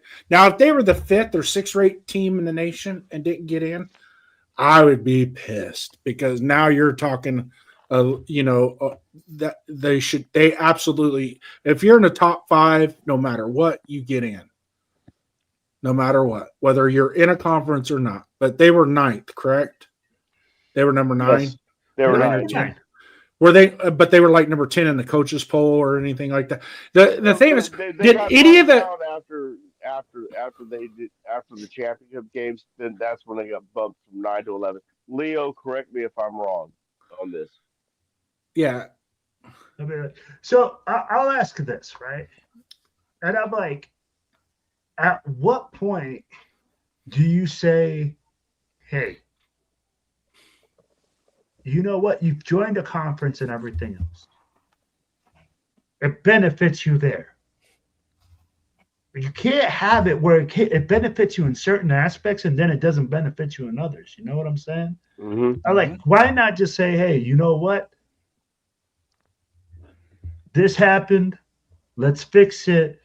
Let's try to do it. But then you go out and basically badmouth the whole system And I told, you know what? I told Cheeto that I gave their head coach credit. He said, "Hey, I don't think we got done right." He said, "We won't play a game." That's it. Didn't hear a peep out of him after that, right? Walked away. Cool. But the AD, man, reminds me of like a freaking guy that's snitching on the mob. I mean, like he's going and singing to everybody. Oh, God, we got done so wrongly here and there. I don't even want to talk about our AD. But why would your AD do that and your head coach stays quiet? Because Marcus Freeman is a good man. Our AD sucks. I mean, he's a power grabber or something. I don't know what his fucking problem is. That's what ADs do. I don't want to get into his head because I probably wouldn't like it. But I know Marcus Freeman, our head coach, is a good man. I mean, he's going to be coaching in the NFL. You watch. No, they're saying he's one of the hottest names right now. Right. Hey, Jack Kenna, salute, man. Like, he's sending salute to Sacktown, JD, and host, plus a salute to the nation. What's up, Jack? We got Raider said, Big Luck is saying, what's going on, Jack? It's best that I think. Jack's another Notre Dame fan. He's a big time Notre Dame fan, too. So, and then he said, Pavia said, it's best I think you move to 16 teams and have 13 through 16 have a play-in game. I'm guessing that would be 12 through 16. We can't keep expanding. We can't keep expanding the playoff system. But if for some reason they did away with conference championship games, now how does that play out? How do you establish? Because that's really, in all honesty, that you're going to extend the playoffs by one more game, correct? How do you do that? How does it? I mean, it just, Yeah. Because the SEC is going to have 5 teams at any given time that are going to be playoff eligible. The Big Ten is going to have 3 to 4. The Big 12. The ACC.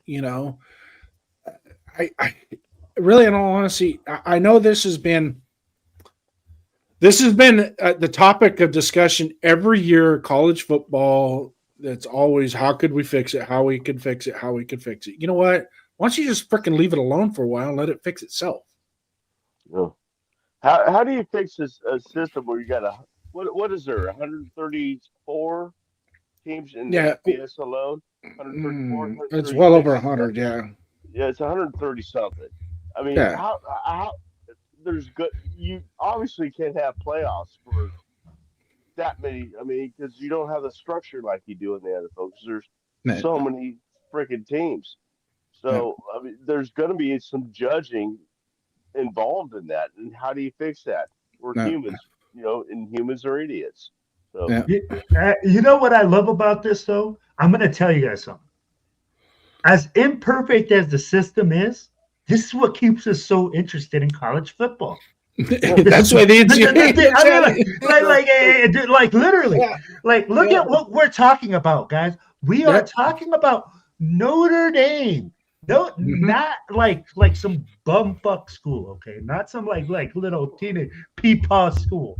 Notre Dame is complaining about not being in, and Duncan said something that hits me right as a coach, right in the heart. Duncan summed it up.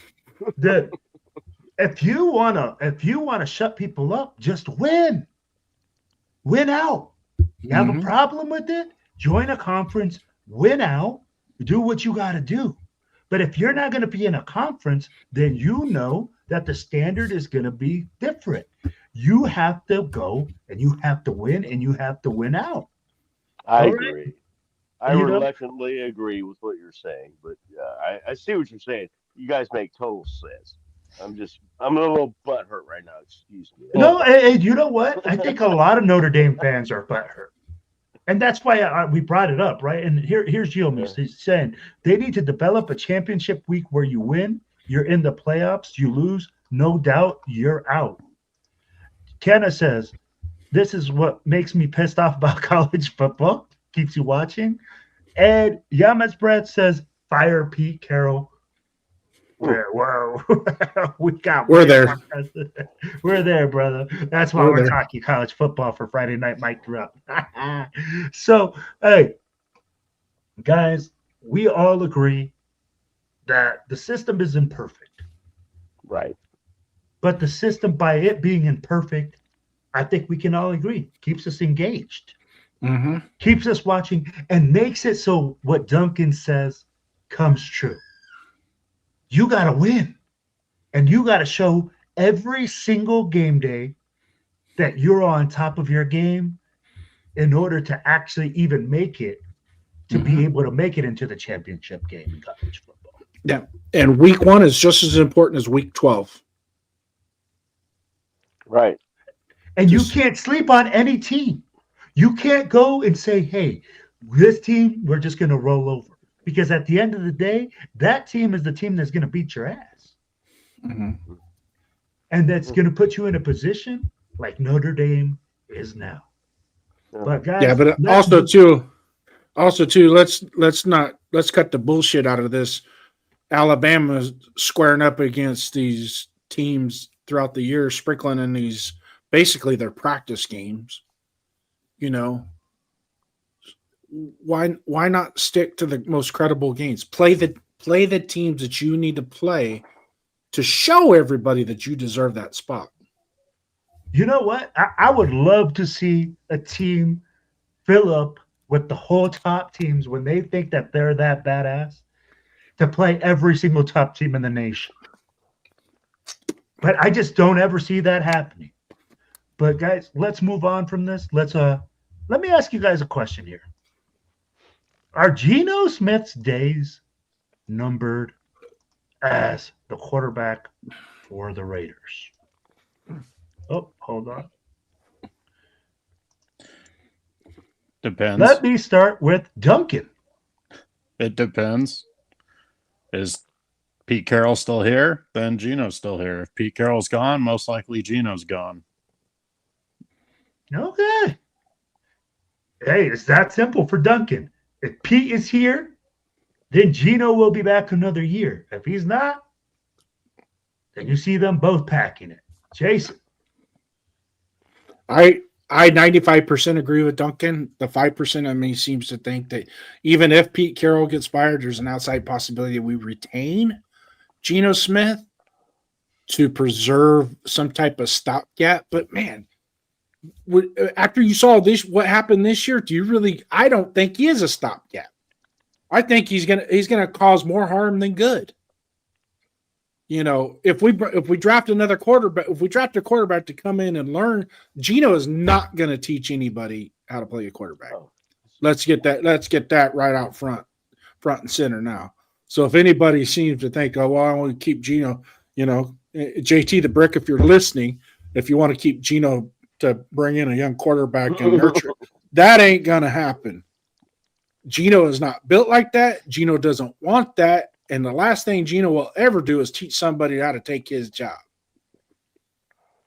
So, and then bringing in a previous Raiders quarterback that's out there right now, still under contract with the Saints, but we could probably get him on a cheap, you know, maybe a 4th or 5th round pick or whatever. You know, I don't like that. And bringing him in, what would Derek Carr do as a quarterback's coach or an offensive? I don't think he could.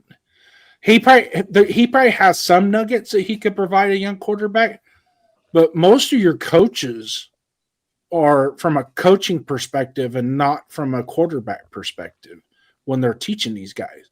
So there's a lot of things that they're looking for that a former all-pro quarterback ain't gonna see, you know, and that quote unquote former all-pro quarterback that wants to be a quarterback coach is probably going to try and do it his way and not kind of format the coaching style to make that player better. Gotcha. Mike. As far as Geno coming back, I agree with a lot of what both of you guys said. As far as if Pete ain't here, Geno's not going to be here. And Jason, you said also you added to that, and that well, who else or whatever. But I think it's going to depend a lot. I'd rather see Geno gone. I think he's going to be gone unless Pete Carroll is still our coach. Then I really highly doubt he's going to be gone. I'd rather see him gone. Pickett or put Aiden O'Connell in, because the big reason they wasn't playing Aiden O'Connell after the injury is that he's not mobile. Neither was Geno. And Pickett is more mobile, but I think those two options are better than Geno, either one of them. So I don't want him back at all. But will he be back? Yeah, Pete's back. Yeah, he'll be back. Man, is Geno Smith done? That's the biggest question. I'll tell you like this. One thing that you guys did tell me right now that I did get enamored with is bringing in a young rookie quarterback and having a veteran guy out there taking the licks for him to not take the licks. Let's be honest. I mean, like, we need a guy that's going to go out there and conduct business while a young man sits behind on the bench. I like that. Now, Geno Smith, I just don't see it, man. I don't see him staying. I'm with Jason on that fact that I don't see him trying to groom his replacement, as he has already said that he has a bright future still. So he considers himself a young man. At 35 years old, still considers himself a developing quarterback. So, I mean, yes, at 35, you are a developing quarterback, according to Geno. You cannot say that without laughing. That's funny. And I'd be like, and Geo Mix is going to say this, and then what does Cam Miller purpose, a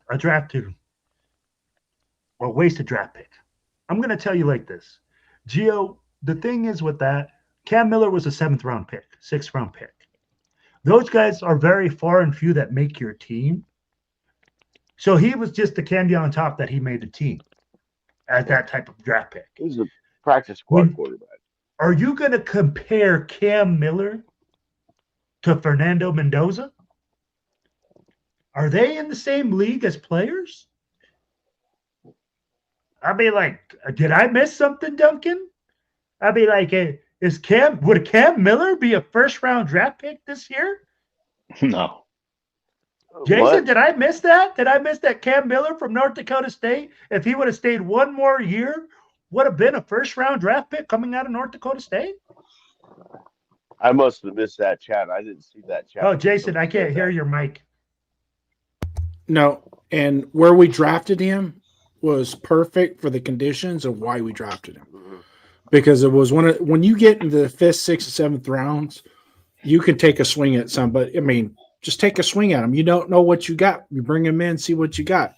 I know he had a little bit of sauce in one of the preseason games. It got Raider Nation all hyped up, but then the following week, all that sauce got poured out. And the reality set in with that kid. Now, don't get me wrong. He's undersized. He came from an FCS school. He's got a lot of development if he can even get to that level of being a formidable quarterback. But I'm going to give you a little bit of insight, and this is my personal belief, that if you ever draft a quarterback past number 40, because when I look at drafts, I look at the numbers. I don't look at rounds. I look at numbers. And when I grade people, I say, yeah, he's about a 50 to 55 or 45 to 50 range, somewhere in there. If you ever draft a quarterback past 40, you're drafting him to be a backup. You're not drafting him to be your franchise quarterback. Okay?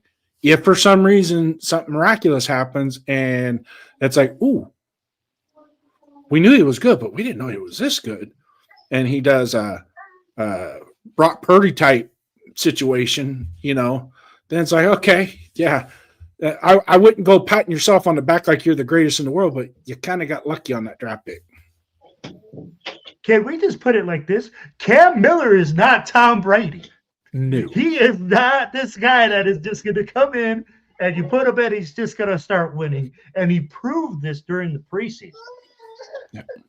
And to say that he's been developed enough to come in and be the starter for the Raiders and take over the job over a first-round draft pick, over Fernando Mendoza, that's quite a stretch for me. So at the end of the day, that's why I don't think Cam Miller's in the equation anymore. Heck, I don't even think AOC's in the equation anymore for the. No, I don't think he's in our future plans. One more year for AOC. Yeah, he's got one more year on his contract. Yeah. He's got one more year on his contract. Maybe. Oh yeah, I'd take him as a backup. Yeah, and that's what I'm saying. I'm like, and that's where we look at that and bringing in a guy of that quality, it's an automatic shoe-in. Oh, and then we're gonna bring Sacktown back. He's back on there. So I'll be like, no worries, brother. No worries. That's why we brought you back on. I know that you had to go grab a brewski. So, but for me, that's actually, but yeah, that's the only way you bring in a guy like that back, is to have a veteran leadership to do it. But you know what? I heard that Brett Favre wasn't that great of a leader either. I heard he didn't want to develop his guy. Aaron Rodgers did a great job. I heard Aaron Rodgers wasn't the nicest guy developing guys. And Caleb Love or Love came out of that. Yeah. Hey, real quick in the chat, I'm going to address the chat just a little bit. Geomex, no fault by you, man. No fault by you. That was actually go to a 746 post. Well, go to a 746 post. What purpose does Cam Miller serve? What was was that a wasted draft pick? I don't think so, Gio. I don't think that was a wasted draft pick because you get to that point, especially if you get an extra, you trade back and you pick up a couple extra. Why not? Why not? Last year when we were doing mock drafts, I kept saying, no, we would do a mock draft with no trade backs, right? That was the rule. Okay, we're not going to do any trade backs. All right, no trade backs. All right. So we started doing these drafts. I said, why not take Dylan Gabriel in the 5th round? Mike, you were there, weren't you, when we were doing those? And I caught a lot of shit. I was catching shit from and I'm like, stop. I watched the kid play. Now I know he's 5'2" or whatever.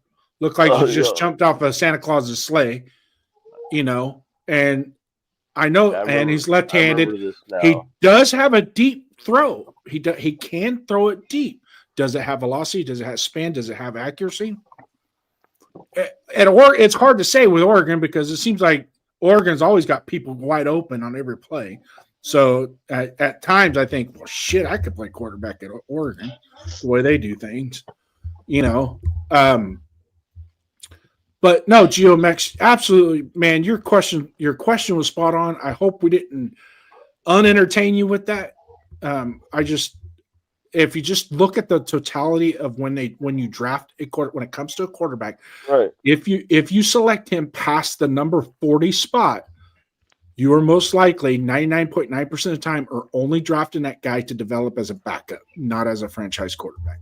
Yeah, I agree. I think they got him for to be a scout squad, type of quarterback, fill that role, And if he actually turned out to be something, then we got him. But yeah, it's not a waste though in the 6th round. I don't think. No, you have to take a shot. I'd be like at that part in that draft, if you take a shot and you hit, you're a genius. You're an absolute genius. Exactly. And then at the position of need, no, you have to take that. You have to take a shot. And Gio, we're not saying, hey, you said, what about Cam? That's why I said it. Cam Miller, we're potatoes and carrots. You know what I'm saying? I'm like, we're looking at something and saying, hey, this guy's a way higher level. This guy's at a whole different planet. So, at the end of the day, it's all love though, man.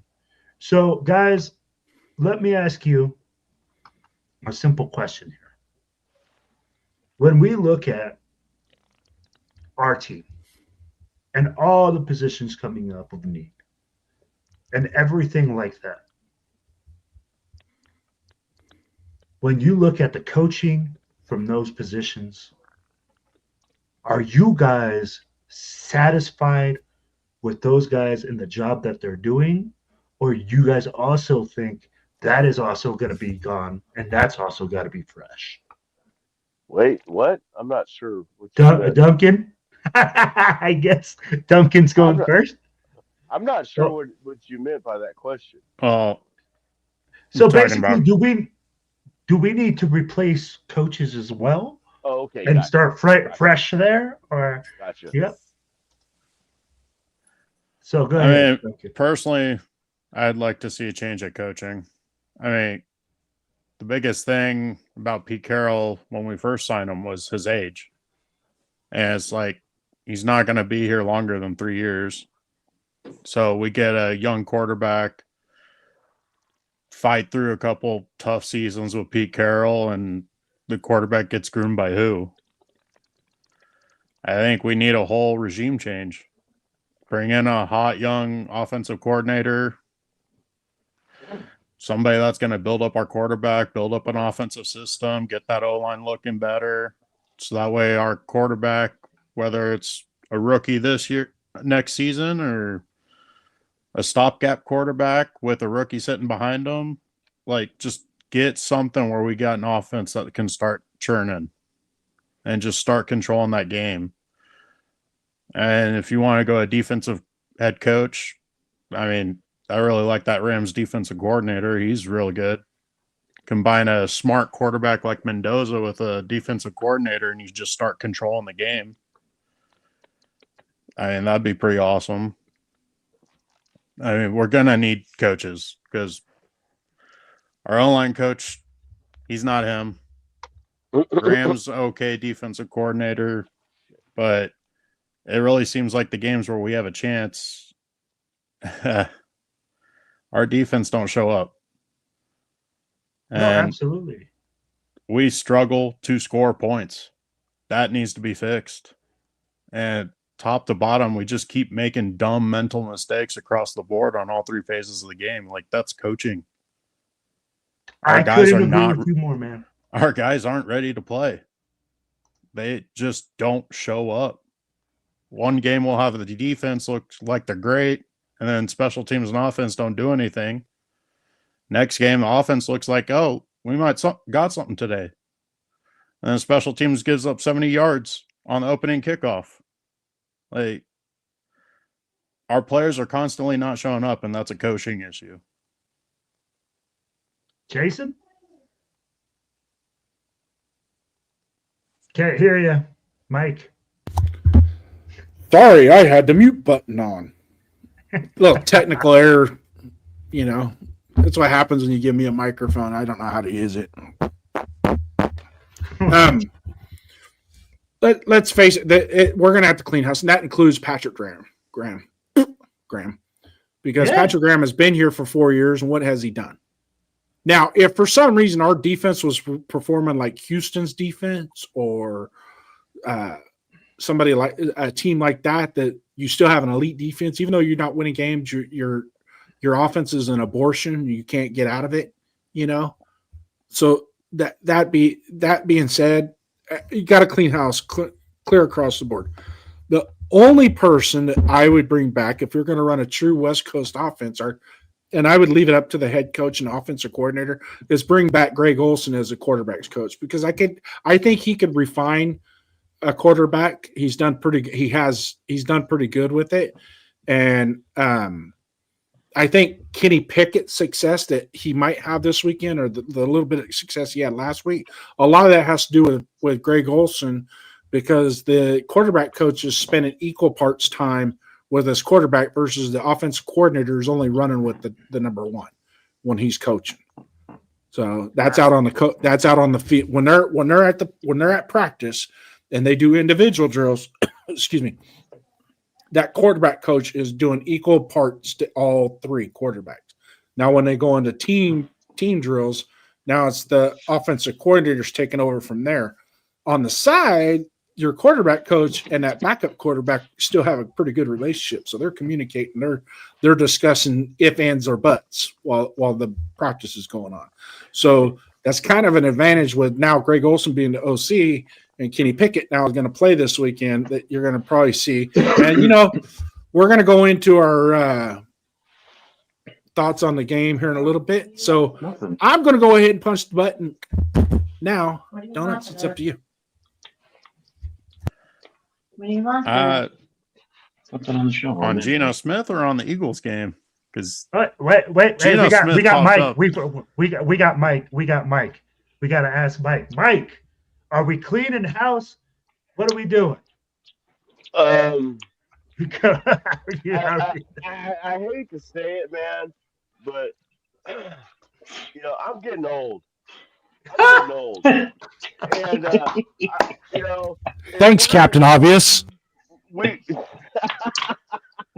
Fucking Benjamin Buttons over here.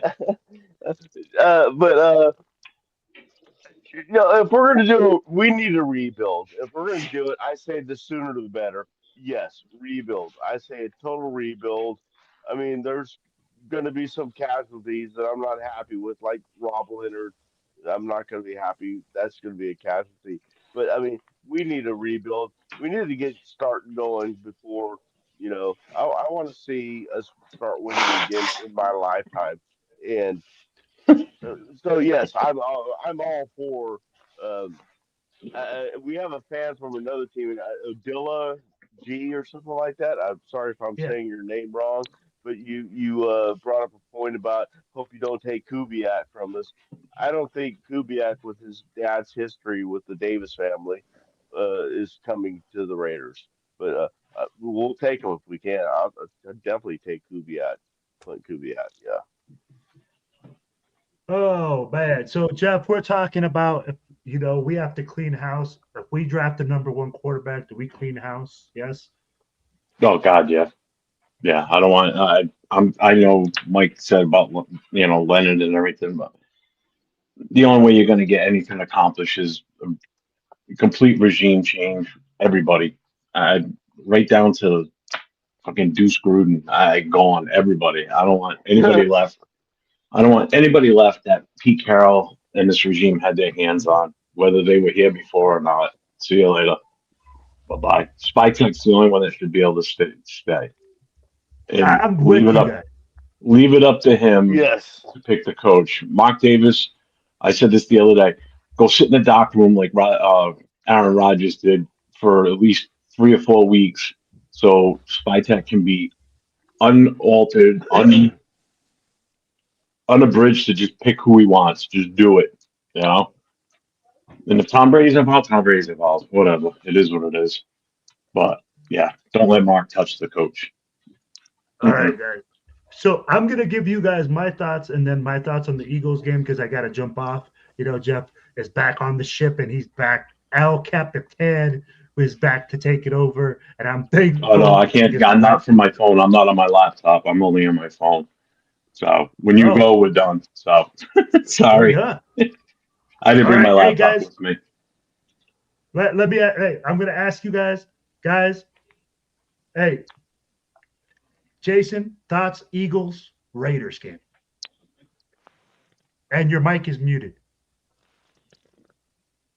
Good, I like it that way. Jason? F you, Jeff. Yeah, I got one. Anyways, my thoughts on the Eagles-Raiders game. Well, we're at a position now, Raider Nation, that it's not about the wins and losses. I think now losses are actually more important than a win.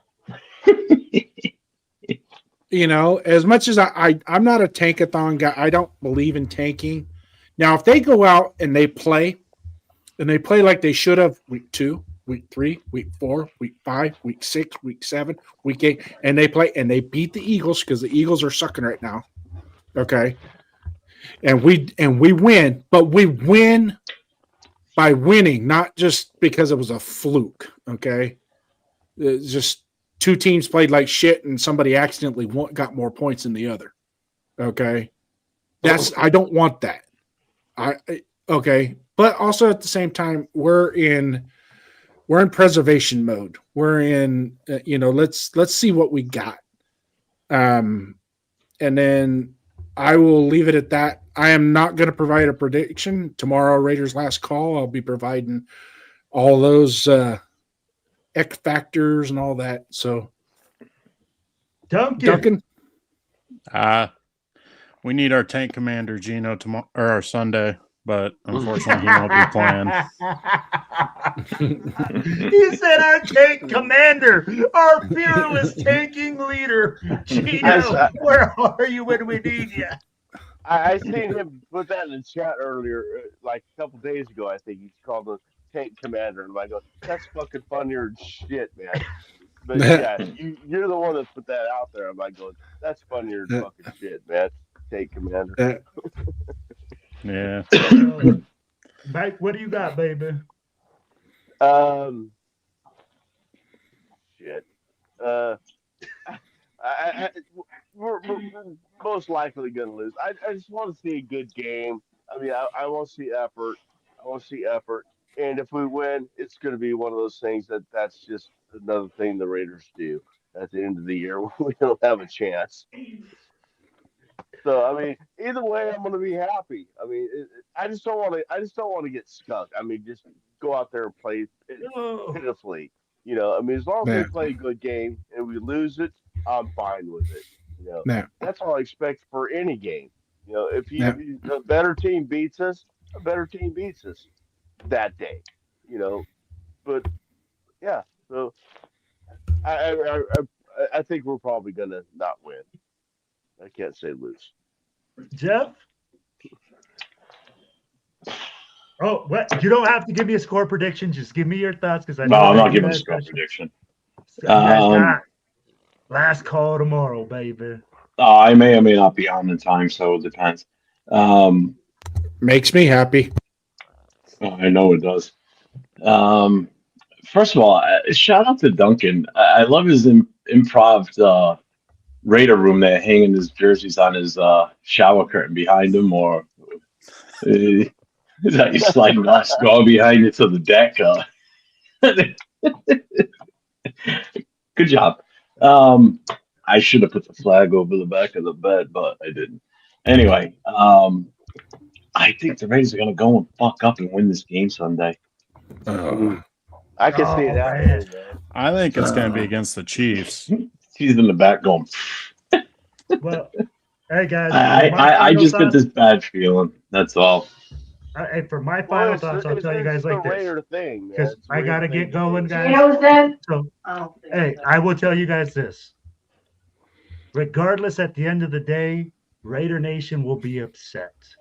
We're either gonna win or we're gonna lose, and at the end of the day, I really do think that Jeff's gonna have a great time at the game, and tomorrow y'all need to stay locked in for last call. Go ahead, Jason. Let them know.